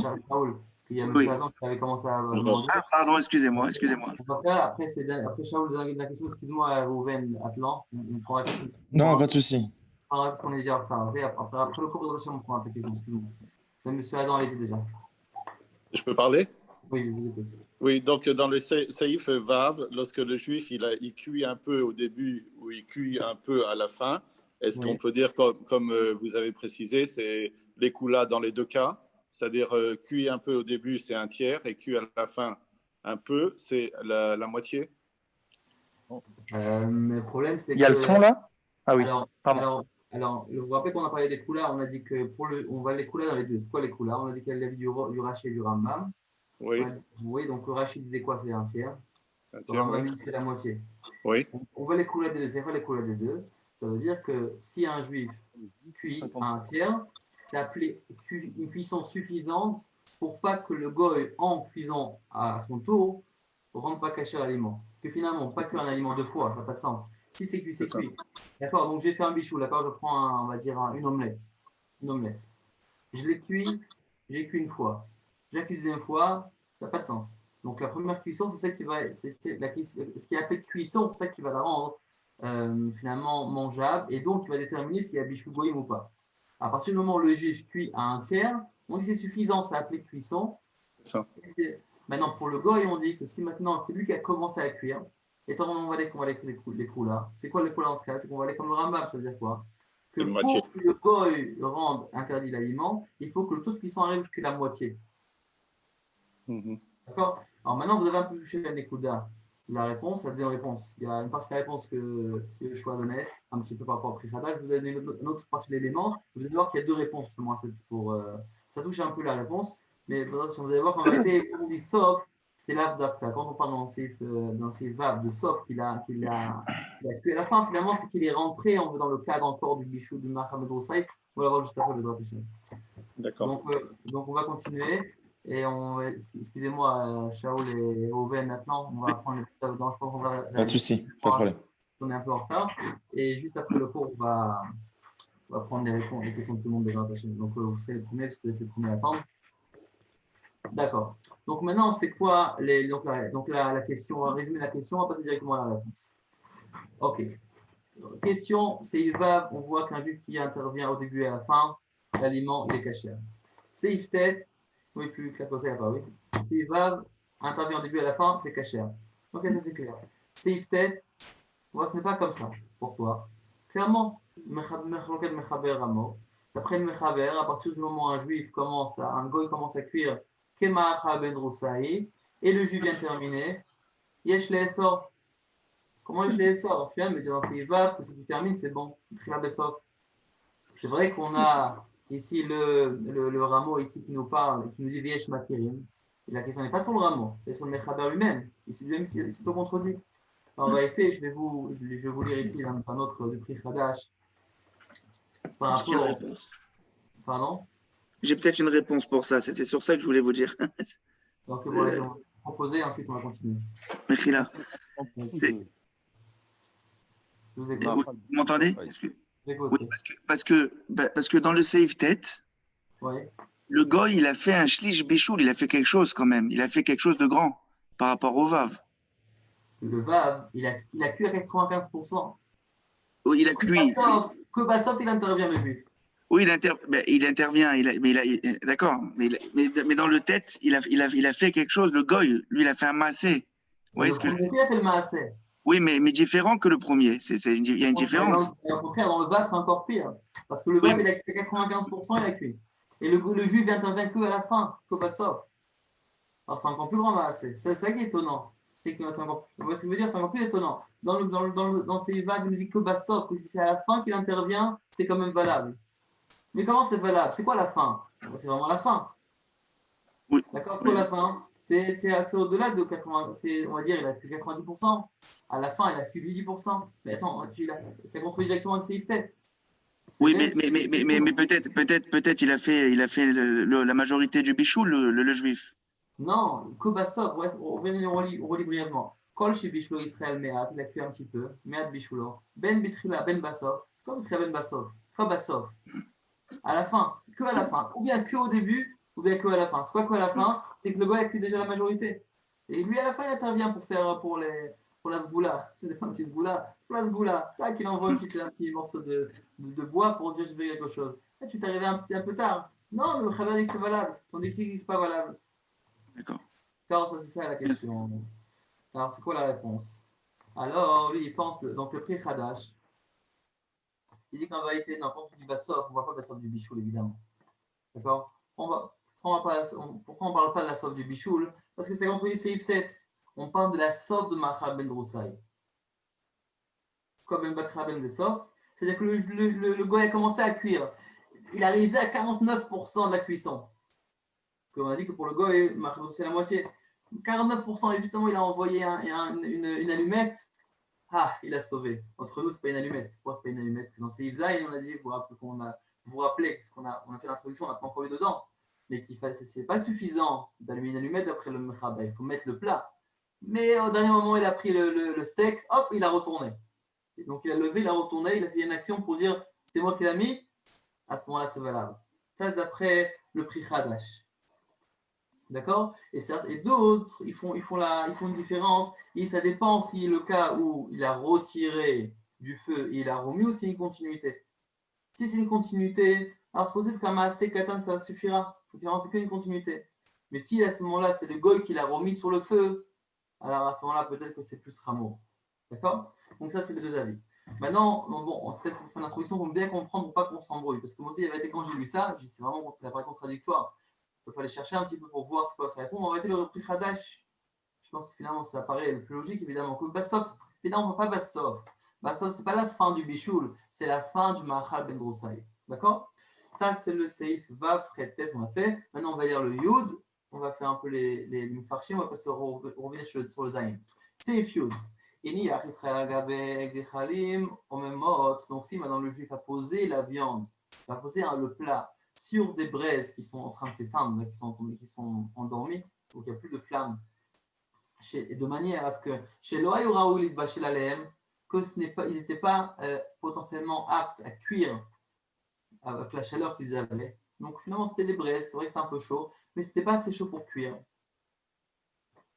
Pour arriver à Machal Medrousaï, ou Bagoy Veafar, Bov Bachem, et le goy est arrivé, il a retourné et ça a cuit, c'est assourd. Là, évidemment, on voit clairement. Le juif, il a fait une action qui ne servait à rien. C'est mis sur la braise. Des fois, on fait tout. La zboula a été faite, mais là, le feu n'était pas allumé. Des fois, on peut repasser des heures et finalement, on peut voir que on peut essayer, on va prendre ça chauffe parce qu'il faut brancher la prise. Des fois, on essaie d'allumer l'interrupteur, il n'y a pas de rachmal. Oui, des fois, on essaye de faire toutes sortes de choses. Torah mitzvot, la neshama, elle n'est pas mechuberet, elle n'est pas attachée. Des fois, il faut attacher la neshama aussi. On peut mettre les tefilines, c'est bien beau, on fait plein de choses. Des fois, bon, évidemment, c'est la mitzvah, oui. Et après, il y a aussi la neshama, il faut la brancher aussi. Donc, il a fait une action. L'action n'était pas branchée, elle n'était pas significative pour vraiment faire un impact sur la viande ou sur le plat qu'il a mis sur le feu. C'est le goy qui a fait, c'est assourd. Donc, en deux mots, on va avoir des cas. Et quand on va voir un cas, donc évidemment, c'est une règle générale. On va voir est-ce que l'action du juif va aboutir à quelque chose ou non. Si le juif, maintenant, vous allez me poser la question, si c'est comme ça, pourquoi dans le va à la fin on Ramo, il nous dit que la fille, quand le va à la fin, regardez, même si le goy a aidé de manière significative, là aussi c'est caché. Quoi la différence? C'est simplement. Dans le Seivav, là-bas, on parlait d'un cas où le juif a mis sur le feu de manière à ce que ça marche. Seulement que le goy a aidé aussi pour compléter l'action. D'accord? Dans le Seif Yud, l'action du juif ne servait à rien parce qu'elle ne pouvait pas potentiellement arriver à Machal Medrousaï. Donc finalement, c'est comme si il n'a pas cuit finalement. Il a mis sur le feu, c'est bien beau, il y a du feu, mais ça ne cuit pas. D'accord? C'est pas ces choses pas assez fort. Donc maintenant, on va prendre le Taz tête. Taz tête, on y va. Vessil kao bagoy. Donc là, je résume en bref le Sifret. On parle d'un cas où le juif a mis sur le feu. D'accord? A mis sur le feu. Vessika, il a retiré. Le goy est arrivé, a remis sur le feu à son tour. Il a vu que la marmite était à côté, donc il a mis sur le feu. On a dit que c'est assourd, à part si le juif a déjà cuit jusqu'à Machal Medrousaï. Maintenant, la question qui a posée, c'est que qui a retiré? Vous allez me dire, qu'est-ce qu'on en a à faire? C'est important. Qui a retiré la marmite du feu? Est-ce que c'est le juif ou c'est le goy? Regardez comment c'est tellement la Torah est tellement précise. Même de ça, on va pouvoir prendre des dinim. Alors, regardez ce qu'il dit. L'af d'Afka chez Israël, c'est pas forcément, c'est pas obligé que c'est le juif qui l'a retiré. Et là, où dinim goy, c'est le cas. Il n'y a aucune différence, c'est le juif ou c'est le goy. Maintenant, réfléchissez une seconde ensemble. Quelle différence pourrait y avoir si c'est le goy qui l'a retiré ou si c'est le juif qui l'a retiré? On va dire qu'est-ce qui est pire? Si c'est le goy qui a retiré, quoi? Le goy, il a retiré mon action, il l'a remis. Wow, c'est fort, c'est une action vraiment qui est contre, qui est fort. Moi, je veux dire non. Quand le juif l'a retiré, c'est pire. Pourquoi? Parce que le juif, c'est comme si il a proclamé que pour moi, c'est terminé. J'ai retiré, mon action est terminée. Le goy, il a fait ce qu'il a fait. Il a mis sur le feu de la même façon qu'il aurait mis autre chose sur le feu, il a mis ça sur le feu. Comme si il commence un autre plat, le juif vient l'aider. Là, c'est comme ça, il a fait un nouveau début. Donc, qu'est-ce qui est pire? Lorsque c'est le goy qui a retiré, comme si que vraiment il vient contre et qui retire l'action du juif, ou quand c'est le juif qui a retiré, que c'est lui comme si qui proclamait mon action s'arrête maintenant. D'accord? C'est pas arrivé à Machamed Roussaï, le goy a remis, donc c'est normal que c'est assourd. D'accord? Donc c'est pour ça que on se pose la question. D'après le Shulchan Aruch, on dirait que c'est le juif qui a retiré. La question c'est pourquoi? Alors qu'est-ce qu'il me dit le Taz? Il me dit non, écoute, il n'y a pas de différence. Que ce soit le juif, que ce soit le goy, il n'y a aucune différence essentielle, c'est Machamed Roussaï. D'accord, donc là, encore une fois, là, Dafka chez Israël, c'est le cas, pas forcément lorsqu'on parle, pas seulement dans le cas où le juif a retiré, là où Adin Imagoy, c'est le cas, le din s'applique aussi lorsque c'est le goy qui a retiré les etzorer chez Eshlo Bazé vers Ziradasso. Même si par exemple il avait un certain besoin de la retirer, ensuite il l'a remis, par exemple il voulait manger autre chose rapidement, il a mis de côté, il a cuit son omelette, après il a remis la marmite, même dans ça, si ça a été cuit Machamed Roussaï avant, c'est moutar, sinon c'est assaut. Venir, il me semble, des chol sheken, ou ça a plus forte raison de assaut, mais c'est le goy. A plus forte raison que c'est assaut quand le goy l'a retiré. Donc d'après le chol sheken, la plus forte raison, on déduit que c'est pire lorsque le goy l'a retiré, c'est encore pire. Ok? Donc des kol sheken ou des assaut, mais c'est le goy.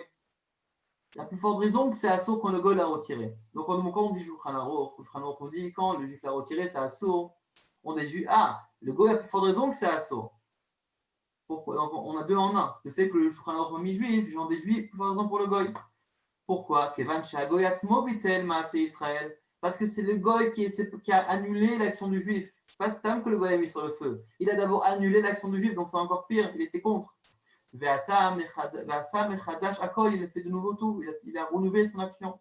Mais Neil automatiquement, car Shem Israël, il a déraciné le nom. Shem Israël, il a déraciné le nom du juif sur cette action-là d'avoir mis sur le feu. Et c'est encore pire que si l'action a été autodéracinée par le juif même. Donc lui, il dit, le goy a enlevé et il l'a remis. C'est encore pire que si le juif l'a remetté. Alors maintenant, il dit, il essaye l'autre côté. Va filotim c'est l'omar. Et même si tu veux me dire, chez Garat fait im silko Israël, c'est encore pire lorsque c'est le juif qui l'a retiré.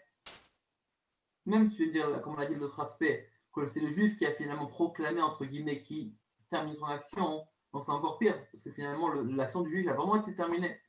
Mikol makom, lo kashia amai lo kamash malan ributa kan dafilu silko goyaso. Malgré ça, il n'y a pas de question à se poser pourquoi le Shulchan Aruch n'a pas dit que c'est le goy qui a retiré. Donc ça veut dire, c'est comment ça marche en plus forte raison. Si déjà le cas A, il est assourd, s'il y a un cas qui est B qui est pire, alors à forte raison que c'est assourd, oui. Donc d'après la première logique, si le juif c'est assourd, à forte raison que si le goy l'a retiré c'est assourd. Mais si je dis le contraire, je dis que le juif c'est pire. D'accord? Si je dis que c'est le juif qui est pire, à ce moment-là, je ne peux pas dire du goy, que si le goy a retiré.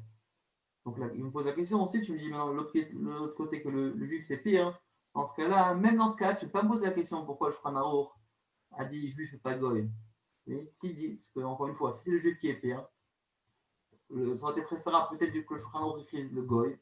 Comme ça, on dit ici, le goy c'est assourd, à plus forte raison que le juif c'est assourd. Si c'est le goy qui a retiré, c'est assourd, à plus forte raison que le juif a retiré, c'est assourd.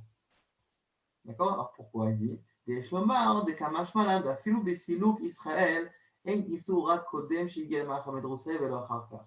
Parce que pourquoi c'est important de marquer le juif ici dans le Shulchan Aruch, que c'est le juif qui a retiré, pour nous dire que même lorsque le juif a retiré, En Isur, il n'y a pas de Isur Rak Kodem. C'est-à-dire uniquement avant que ça aille à Machamed Roussaï. Mais concrètement, même si ça arrive à Machamed Roussaï, même si le juif le retire, c'est quand même valable. Ok? Conclusion, on débat ici, qu'est-ce qui est pire? Si c'est le juif qui a retiré ou si c'est le goy qui a retiré? Concrètement, il n'y a aucune différence. Dans les deux cas, à partir du moment où ça arrive à Machamed Roussaï, c'est quand même valable. Seulement que si je dis que c'est le fait que le goy a retiré, c'est pire, alors c'est facile. Je dis à forte raison si déjà le juif qui a retiré, c'est assourd. À forte raison si le goy a retiré, c'est assourd. Et si je dis le contraire, c'est le juif qui est pire, c'est-à-dire que c'est pire lorsque le juif retire la casserole, à ce moment-là, je dis que pourquoi le Shulchan Aruch m'a apporté le juif, c'est pour nous enseigner quelque chose. En vérité, malgré que c'est pire que le juif retire, mais c'est uniquement ça s'est pas arrivé le Machamed Roussaï. À partir du moment où ça arrivé au niveau de Machamed Roussaï, c'est quand même valable, c'est caché étant donné que c'est un certain niveau de cuisson. J'aurais pu penser, écoute, tu as retiré la marmite, la cuisson n'a pas été terminée. Malgré ça, c'est un Khamed Roussaï, c'est valable, c'est quand même caché. Ok? Bon, en tout cas, ce qu'il faut retenir, d'accord? Je sais que c'est dur par Zoom, c'est fatigant, je sais. Ne vous inquiétez pas, je suis avec vous, je suis aussi derrière l'écran. Bon, c'est plus facile parce que je parle, c'est sûr, mais en tout cas, on est ensemble. Mais en tout cas, ce qu'il faut retenir, la conclusion, aucune différence. Donc, il y a un aspect de dire que le goy, c'est plus Ramour. Pourquoi? Parce que c'est lui qui a été contre le juif. Il y a un aspect de dire que c'est lorsque c'est le juif qui retire ses pires, parce qu'il a fait une action il a lui-même annulé son action, donc il a proclamé que ça s'arrête. Et dans les deux cas, on va juste voir Mohamed Roussaï. Si ça a été cuit au tiers du bichoul, le juif a cuit au tiers du bichoul, ça sera cachère et sinon, ça ne sera pas cachère. D'accord? Ça, c'est ce taz. Maintenant, on va passer au Sif Zain. D'accord? Qu'on n'a pas encore étudié. Sif Zain Shulchan Aruch. D'accord? Quelque chose de très important. La vérité, c'est qu'on l'a déjà étudié à l'introduction. Donc, on n'a pas besoin d'entrer dans le taz, car j'ai déjà dit par cœur. On va faire que le Mechaber vraiment. On y va. Ein Shgirat. C'est quoi Shgirat? C'est le fait d'allumer le feu. Mais comme on l'a dit dans l'introduction, selon le RAN, c'est pas simplement annuler le feu. Et d'abord, le Taz, Seif Zain le dit aussi, Seif Zain le rapporte aussi, que lorsqu'on parle d'allumer le feu pour du pain, c'est pas simplement allumer une allumette. À l'époque, c'était vraiment prendre les braises, les faire tourner dans le four de manière à ce que le sol soit bien chaud. Ensuite, une fois que c'est bien chaud, les mettre de côté, c'était un vrai travail. Donc, il y avait un vrai équerre. Donc, Enjgirat, Atanur Moelet, lorsqu'on allume le feu dans le four, c'est moëlet, ça sert, c'est valable. Et la bépat, seulement dans le pain. Aval, bisharamit bachelé, mais dans d'autres choses qui se cultivent comme le bichoulakoum, en jgirat atano, velo adlakata esh, maale ou moredet. Et là, un achadavka. Donc là, c'est un klal, corps, c'est rien à faire. Ça, c'est le mechaber qui a fixé. Donc les Sfaradim, c'est comme ça. C'est vrai, dans certains cas, le Rav Yosef avait été Mekel, mais en gros, les Sfaradim, c'est le din. C'est qu'à partir du moment où on a un bichoul akoum, le seul moyen de le rendre cachère, ce n'est pas en jetant en allumant une flamme, ce n'est pas en jetant une allumette, mais c'est vraiment Ela à Anacha. Seulement lorsqu'on pose d'Afka. Et Fichach, c'est pour ça qu'une personne qui veut cuire dans une machavat, dans une poêle d'un betanour, chez le goy, tsarir shita Israël dans la machavat, les tor, atano, les makom araoul et bachel sham. Il faut que c'est le juif qui vienne et qui pose lui-même ou bien l'aliment même, ou bien la marmite sur le feu. D'accord? Ce ne sera pas possible de se contenter d'allumer le feu. Ça, c'est d'après le Mechaber, le Shulchan Aruch. Maintenant, on a le rameau. Viesh, cholkim, ou zvirale, ou il y en a qui sont cholek. Machloket, ils pensent non. La kataesh, au chitouy, en allumant le feu, ou bien en jetant, ou bien en attisant un peu les braises, mais l'année, c'est utile, ça aide, ça sert, c'est valable. Les nyan bichoul, kémo nyan pat, il n'y a aucune différence entre bichoul et pat. Dans les deux cas, c'est moïl. Vchen noagim, et c'est comme ça notre minag. Donc là, une machloket claire, plus claire que ça, on ne peut pas. On a le mechaber qui dit qu'il faut absolument poser. Et on a le rameau qui dit un avis qui affirme, ken noagim, comme ça notre minag il est. C'est quoi? C'est de se contenter d'allumer le feu. Maintenant, regardez, un local qu'on a vu aussi dans les films précédents. Même s'il a attisé le feu sans kavana, mais à Néomoïl, c'est valable. Veyesh omri, il y en a qui disent encore plus que ça, même si le juif n'a pas attisé le feu directement, mais qui n'a pas envoyé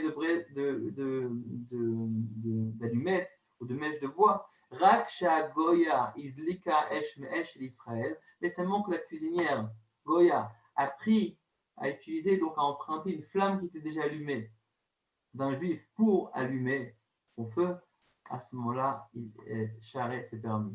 Pour ça, dans certains cas, il y en a des cas un peu plus extrêmes. Et c'est des cas qui sont très très fréquents. Des fois, vous avez des personnes âgées. Les personnes âgées, on va pas parler des lignes de Yichud, c'est encore un autre sujet, un autre cours, mais par rapport au bichoul. Des fois, les personnes âgées, ils sont seules à la maison. Des fois, malheureusement, il reste ou bien une des personnes, le mari ou la femme à la maison seule. Ils ont besoin d'aide, pas toujours les enfants sont là pour aider. Alors, des fois, il y a une personne qui vient aider, dans chaque pays, il a ses arrangements. Mais en tout cas, il y a souvent un goy ou une goya qui est présent à la maison pour cuisiner. Comment faire? Des fois, il ne peut pas s'allumer, des fois, la personne âgée ne peut pas se lever. Donc, c'est un vrai problème. Comment on fait? Dans certains cas, on peut permettre la dernière proposition, c'est de quoi? Parce qu'encore une fois, on rentre ici dans le lien de Shfachot, comme on l'a dit. On rappelle le Shfachot, dans Sif Dalet. Donc, elle est à la maison, mais elle ne m'appartient pas. Elle est là pour m'aider. Elle aide, mais elle ne m'appartient pas. C'est vrai que je la paye. Mais, donc, on va entrer dans deux avis. mais en gros, c'est interdit, donc c'est comme Bishul Akum. Que la personne âgée se lève et mette sur le feu, c'est impossible, enfin, c'est souvent impossible, et des fois, elle est trop faible, etc. D'accord? Donc, de la même façon aussi de jeter, d'allumer le feu, des fois, la force, elle ne peut pas se lever. Alors, certains cas, on peut permettre d'allumer une bougie, par exemple, si c'est sur le gaz, d'allumer une bougie, et que la personne, la goya, prenne de la bougie pour allumer en se tenant sur la dernière avis. Des fois, on n'a pas le choix, donc on est obligé de se tenir sur cet avis-là pour aider, pour faciliter un petit peu, quand évidemment, on n'a pas le choix. D'accord. En général, on additionne ça avec d'autres critères, oui. C'est pas dans tous les cas. Mais en tout cas, c'est des fois, c'est aussi une des avis qu'on peut respecter. D'accord? Donc ça, c'était Seif Zahin. Donc, je ne vais pas rentrer dans le détail parce qu'on l'a déjà expliqué le marqueur entre le Ran et le Rashba, l'explication pourquoi le Mechaber il est plus mahmir dans Bishul que dans Pat. On va passer directement au Seif Yud Aleph. Inyach Israël. On voit aujourd'hui, on n'a pas fait trop de textes dans Shartaz pour. On va prendre des choses qui sont plus maassi. D'accord? Comme ça, on pourra continuer. Donc, Inyach Israël al-Gabea Esh, Inyach Goy, les chambres. Le juif a mis le plat dans la cuisine, donc il a mis comme il fallait. Donc, comme le Mechaber demande dans ses Zayn, il a pris la marmite, il l'a mis sur le feu. Et ensuite, il dit au Goy, garde-moi le feu.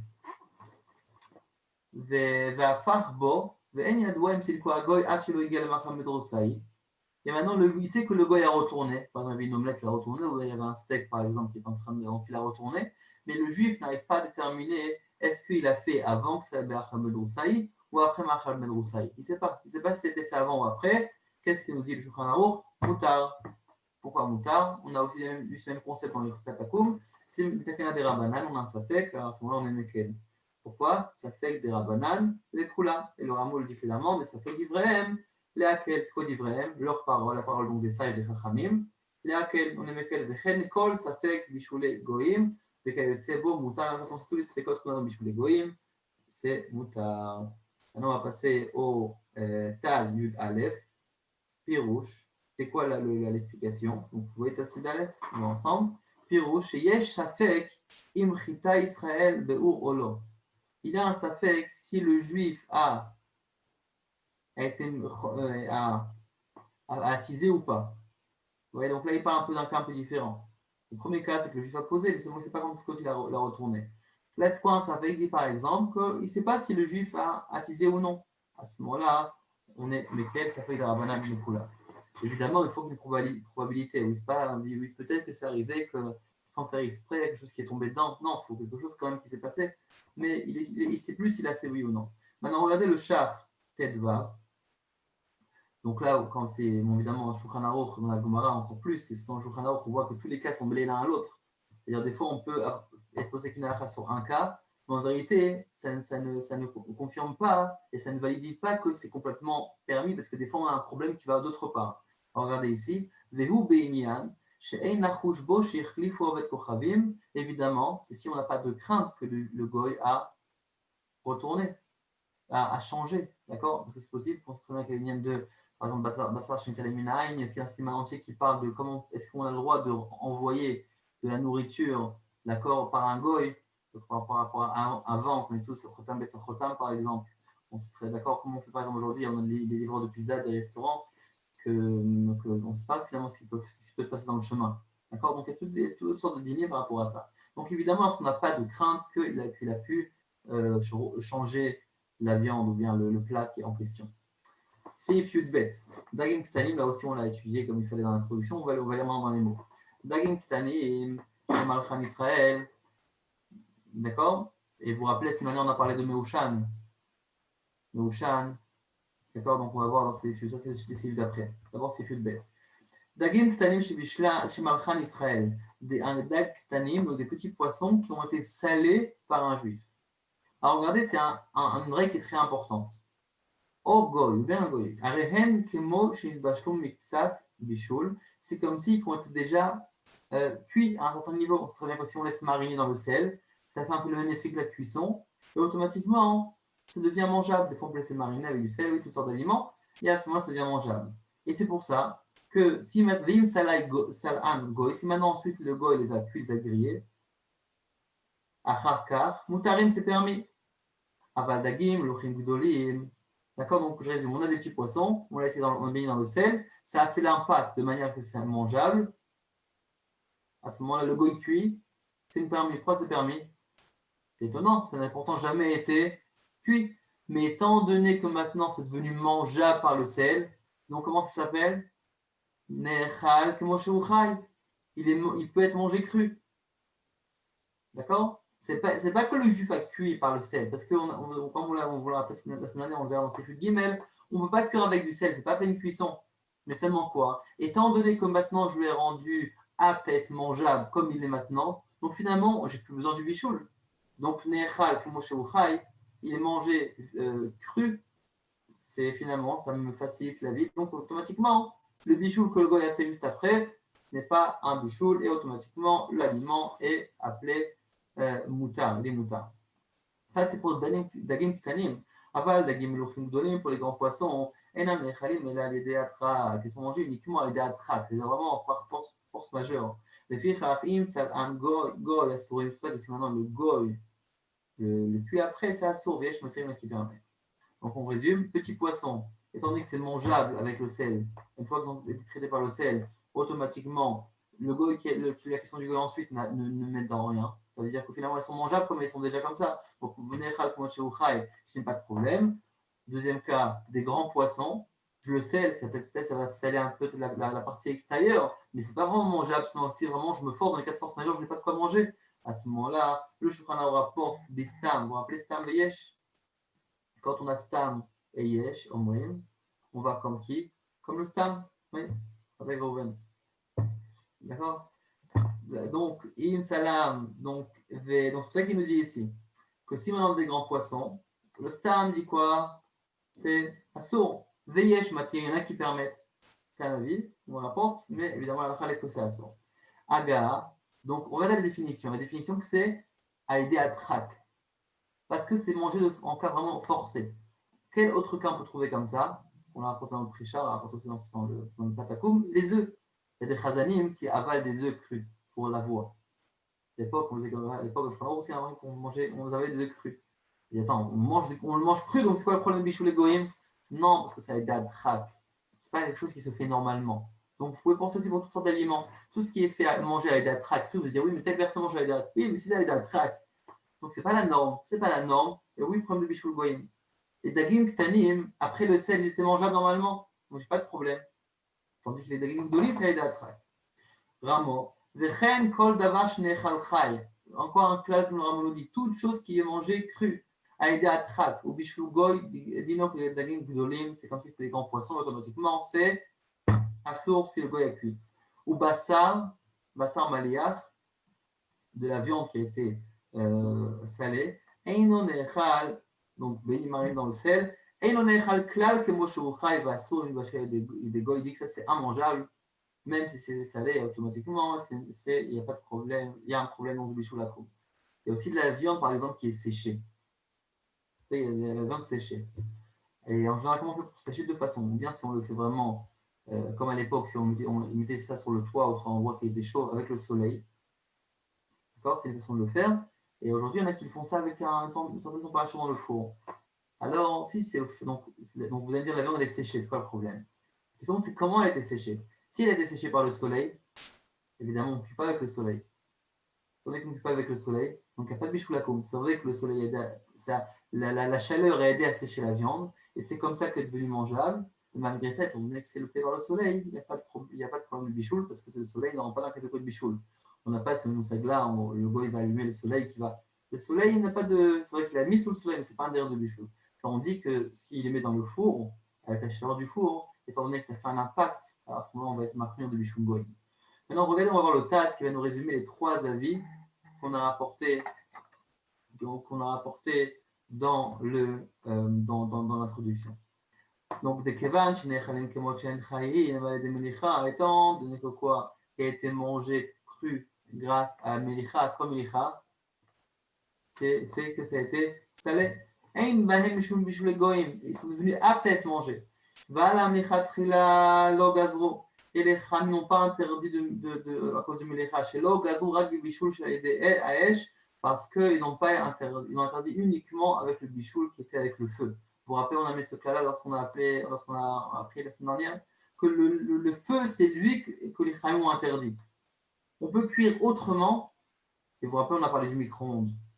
Bon, si vous vous rappelez, le micro-ondes, c'est qu'on avait le chiot, on a parlé du micro-ondes, on a ramené chez Levi, qui disait qu'automatiquement, étant donné que le micro-ondes, c'est quelque chose qui était finalement quelque chose qui était utilisé partout aujourd'hui. Donc finalement, c'est oui appeler un bichouli. Pourquoi? Parce que finalement, on vient au même résultat. La raison, c'est pas quel fait tu utilises, mais qu'est-ce que ça t'apporte. Si ça peut apporter kirou, khatnout, ou bien manger ma'achal goïm, à ce moment-là, ça devient un saut, peu importe comment je le cuis. Mais ça, c'est quand même uniquement c'est avec le feu. D'où là est arrivé le lien du kitor, oui, de la vapeur. Ça aussi, on a ramené une marloquette, oui. Si vous vous rappelez, il y a le Sri Esh et le Roi Yosef qui pensent que le kitor, donc la vapeur, c'est pas un problème, tandis que le Shevet Halevi, encore, il dit que oui, ça c'est un problème, c'est devenu quelque chose qui est populaire. Mais en tout cas, c'est juste avec le Esh que ça assaut. Et maintenant, il pose une question. Mais il me dit, bon, cette question, tu ne veux pas la poser. Mais déjà, c'est quoi cette question que tu poses? Ah, Philo, elle est derrière, il dit, attends, de quoi tu parles? Là, tu me dis que Dagim Ktani, des petits poissons, il a salé, alors à ce moment-là, Bishul Goïm, mais de quoi tu parles?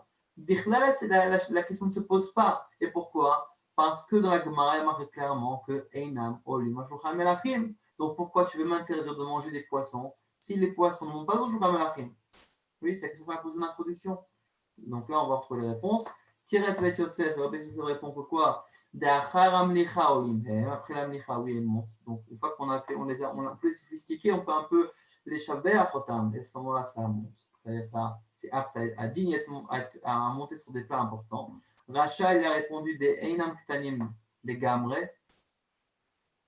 D'accord, donc il y a Ktanim et Ktanim les Gamre. Dans la Gemara, on parle des Ktanim, hommage des petits. Et il te dit, non, Dagim Ktanim, c'était une taille moyenne. Mori Vechamizal, le maître, mon beau-père, c'est qui? C'est le bar. Le bar, c'est le beau-père du Taz. Vous voyez déjà, peut-être, on parle souvent de la belle-mère, mais il y a aussi beaucoup d'histoires avec les beaux-pères. Souvent, on voit que le Taz et le bar, il y a beaucoup de marques locales entre les deux.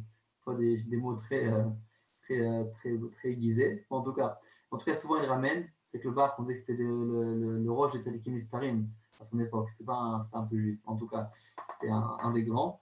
En tout cas, vous mourrez de Chamizal, Tires, de Amin, de Otam Dagim, Ktanim Leolam, de Hen Chashuvim. Parce que oui, dans l'autre cas, dans Shulchan Aruch, on parle d'une sorte de poisson qui était petit, c'est vrai, mais c'est des petits qui restent petits. Et automatiquement, il n'y a pas de défaut de fabrication, ils sont restés comme ils étaient, et automatiquement, c'est Ola Shulchan Malachim. De Hen Chashuvim, et c'est des poissons qui sont à devenir, qui sont importants. Avalamin, Shugadol, Acharkar, Shugadel Acharkar, et Kolzman, Shem Ktanim. Mais par contre, les mines qui sont gadol, qui deviennent grands, qui grandissent, tout le temps qu'ils sont petits, étant donné qu'ils sont restés petits, quoi, c'est ça que tu m'amènes?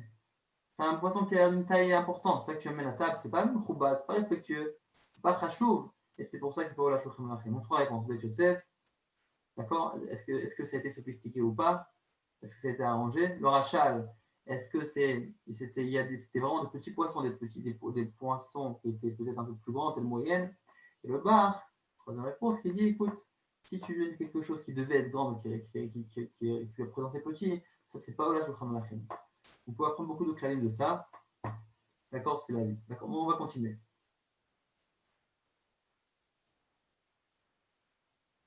Seif Yud Gimel. Dag Shemal Chugoy. Un dag que le goy a salé. Un dag, poisson, que le goy a salé. Ou perot shashnam. Et les fruits qui ont été fumés. Achir shiran la achila arelu mutarim. Jusqu'à qu'ils peuvent être consommés arelu mutarim. C'est permis. Vous avez posé la question. Un dag, je peux comprendre qu'il y a une question. Ça se mange cru. Donc tu vas me faire un chidouche que tu m'as salé le poisson. Le sel n'est pas considéré comme un moyen de cuisson. Mais le perot, un fruit, ça se mange cru. Alors évidemment, là, on parle simplement d'un fruit qui ne se mange pas cru. Un mec qui est très très amer, qui est immangeable, qu'on le verra dans ces vaves, qu'il faut absolument le cuire pour que ce soit consommable. Mais en tout cas, on apprend que le melach, le sel et la fumée, d'où là on arrive à la vapeur la semaine dernière, qu'on l'a mentionné précédemment, c'est rend pas à sourd du bishul goïm. Maintenant, Lionel nous a posé la question la semaine dernière. Ce sera bien, on a dit qu'on va en parler cette semaine, donc c'est ici. Des malouar einokerotear, parce que le sel n'est pas comme quelque chose qui est brotéar, c'est-à-dire bouillant, chaud. d'exérazan, c'est exéra. V'ameushan eno kemvouchal. Est-ce qui est meushan? C'est quoi meushan? C'est fumé, ce n'est pas comme mevouchal, c'est pas comme cuit. Qu'est-ce qu'on voit? C'est quoi cette phrase? Malouach et meushan, c'est finalement deux formes d'action qui vont amener l'aliment à être mangeable. Mais c'est aussi autre chose. Malouach, on verra dans les Taruvot, qu'on aime de malouach, que si par exemple je laisse un aliment baigné, mariné, d'accord, par un exemple concret, je prends, et on ne va pas en parler maintenant parce que c'est un autre sujet, mais juste pour donner un exemple, je prends par exemple un Tupperware, une boîte en plastique, Khalavi. Je me suis trompé, j'ai pris Khalavi, une boîte en plastique, j'ai mis à l'intérieur par exemple les restes du poulet de Shabbat, par exemple, d'accord. J'ai mis, le lendemain, je vois que je me suis trompé, c'est quoi le dîme? Mais c'est quoi le problème? C'est froid, ça n'a pas été cuit. D'accord? On sait très bien que le issour passe avec la chaleur. Donc c'est froid, ça n'a pas été cuit. C'est quoi le problème?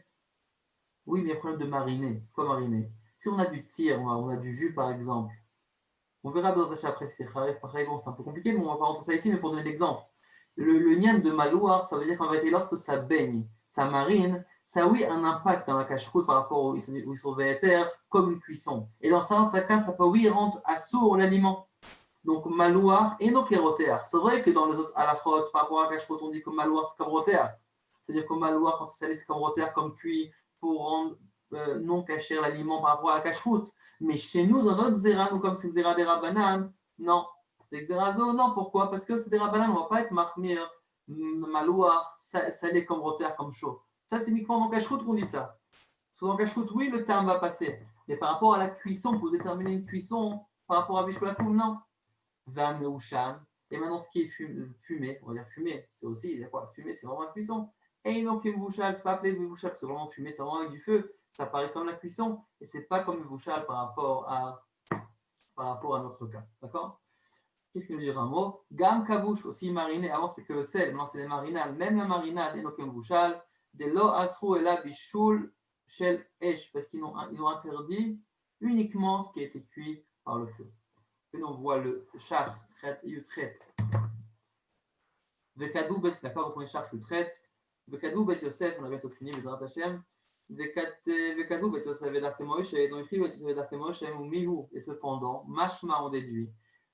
De Af, al Shashnu Israël, que même si maintenant le juif a fumé, Im Bishlo Ovet Kochavim Asur, Dumya, Dagim Gdolim, de Besamou, Hakan Shno. Qu'est-ce qu'il dit bet Yosef? Un juif qui a commencé à fumer un aliment, c'est quoi la raison pourquoi la fumée ce n'est pas considéré comme un bichoul?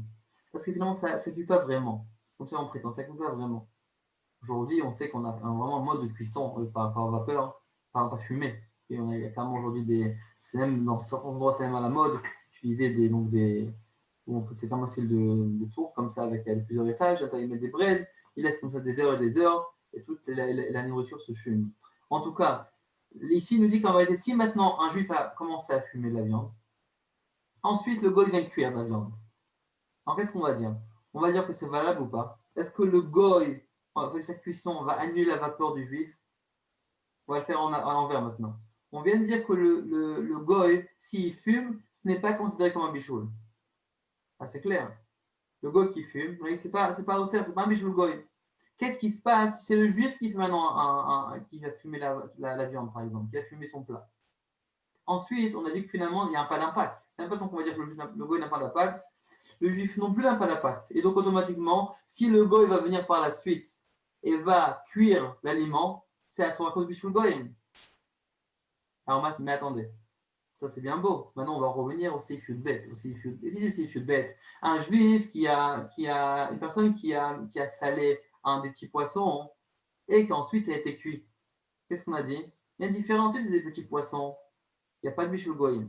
Si c'est des grands, il n'y a pas de bishul goyim parce que c'est déjà mangeable comme c'est. Et si c'est des grands poissons, non. Alors venez, on va comparer le sel avec la fumée. Comparons le sel et la fumée. Qu'est-ce qu'il nous dit? C'est le char, c'est traite, c'est le traite.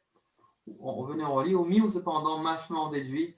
Des afal pichash, nous Israël, même si c'est le juif a fumé la viande, si ensuite le goy a cuit, ça assourd.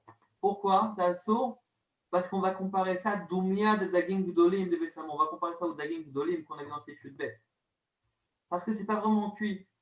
Et donc, quand c'est pas vraiment cuit, donc on vous rappelle dans ces Futbet, on a dit qu'il y a deux avis. Stam Veyesh, il y a dit Veyesh Materim, on voit comme le Stam. Donc c'est Asso. Velichaora, donc ça c'est la Rashtevot Aïn Kaf Lamed Atkan Leshono. Ça c'est le Bet Yosef qui dit. Donc lui il est en train de rapporter, fait copier-coller des mots du Bet Yosef. Maintenant lui-même il commente. Velichaora a priori.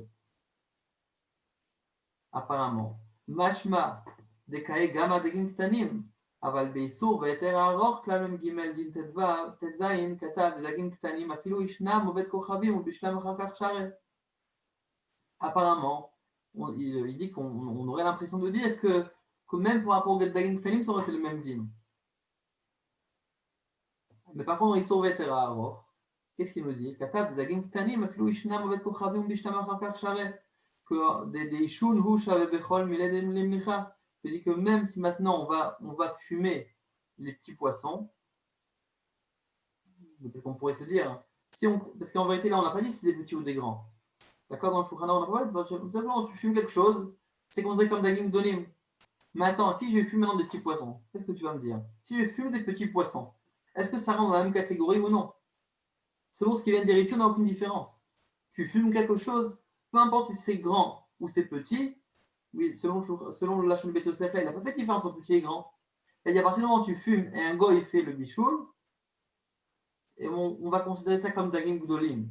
Mais attends, et si maintenant c'est des Dagim Ktanim que je suis en train de fumer? Ou bien c'est un aliment qui est petit qui se fume rapidement? Que Dagim Ktanim, finalement, c'est un exemple. Ça peut être aussi autre chose qui se fume rapidement, qui se mange. Là, on parlait de sel. D'accord? Donc, il dit, alors, donc, si tu me dis qu'il n'y a aucune différence entre le Gadol et le Katan, pourquoi on ferait une différence entre le sel et la vapeur et la fumée? Les deux, on pourrait les comparer si on va dire que les deux ont le même impact. Le sel cuit à un certain niveau, la fumée cuit à un certain niveau. Pourquoi les différencier? Ou le faisait, selon cela,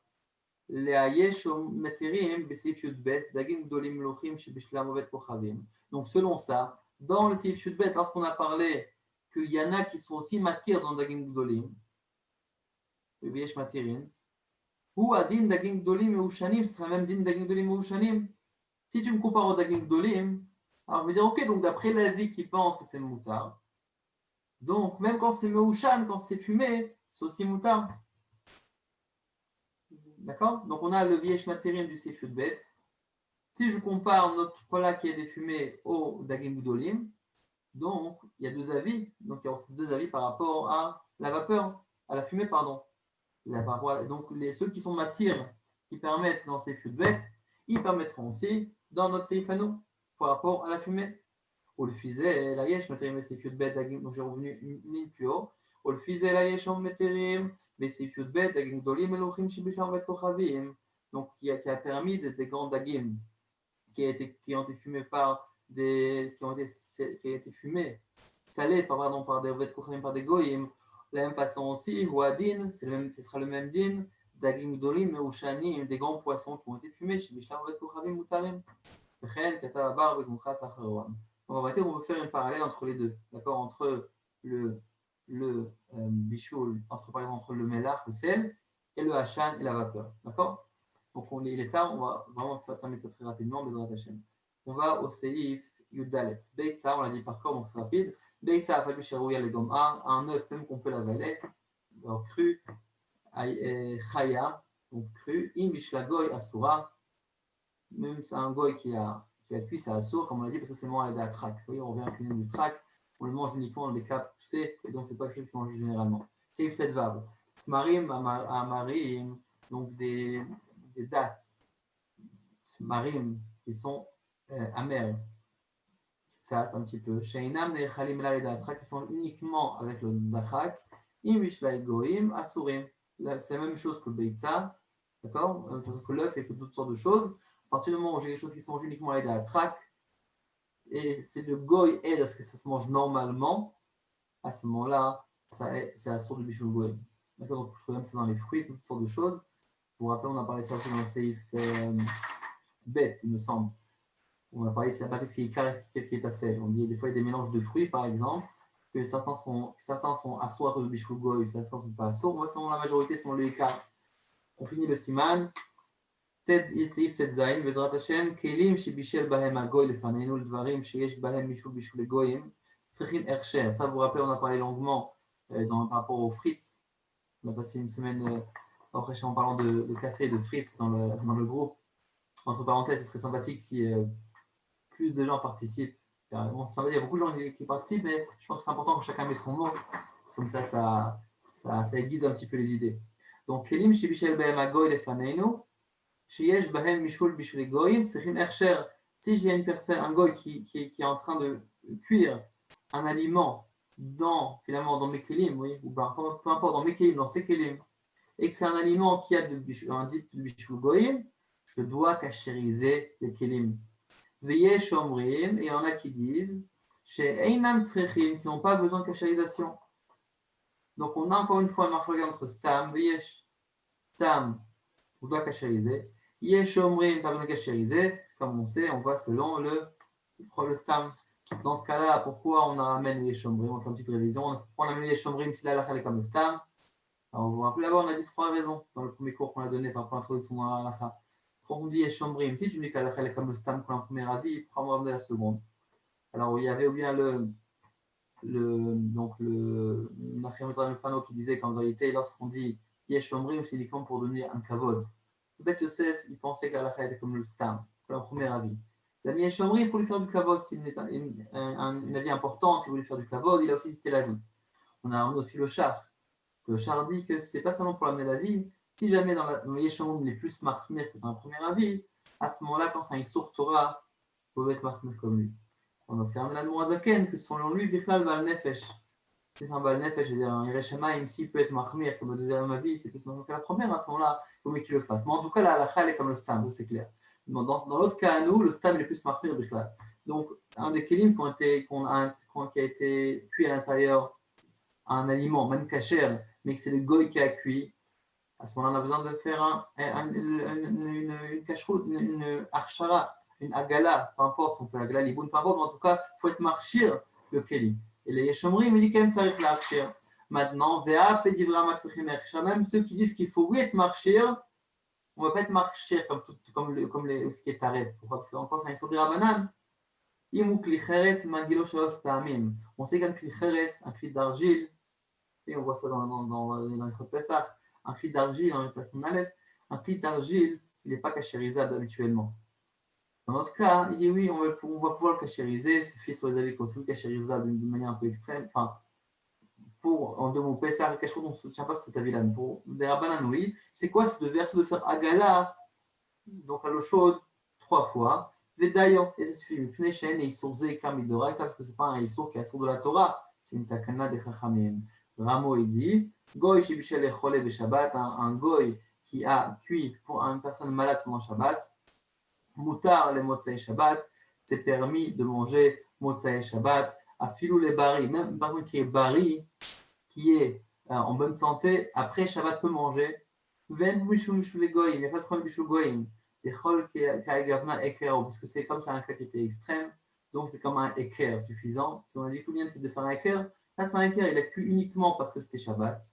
Donc c'est un Eker, donc une personne après Shabbat peut le manger. Concrètement, le Taz sur place, il est contre cette avis-là. On va finir parce qu'il est déjà tard. Celui qui veut évidemment est invité à le faire chez lui à la maison, mais en tout cas, le Taz est contre cet avis-là, il dit que c'est Dvarav, ils sont pas justes et qu'évidemment, on ne va pas manger il ramène aussi par rapport la preuve du palter, que même une personne qui a un juif, même pour ceux qui permettent de manger un pas de balabait quand il n'y a pas de pain juif, c'est parce qu'il n'y a pas de pain juif. À partir où il y a un pas de pain juif qui arrive, on n'a plus le droit de manger du balabait.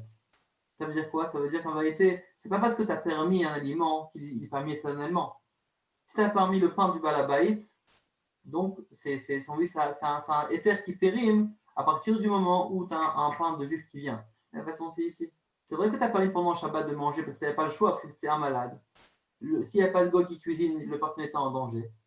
Mais de dire que le plat est complètement cachère, ça non. Et automatiquement, le Ramo il dit que à partir du moment où le goy a cuit Béhéter, parce qu'il a cuit pendant le Shabbat, pour le juif malade, donc Motzei Shabbat, même un bari, une personne qui est en bonne santé peut consommer le plat, parce que c'est un équerre suffisant, c'est un signe de reconnaissance suffisant. Tandis que le Taz, il repousse cet avis-là et te dit non. il dit que le fait que le Shabbat est sorti, tu peux cuisiner toi-même. Donc, le bichoul du goy, l'huissour du bichoul goy revient et l'aliment est assourd. Donc, il est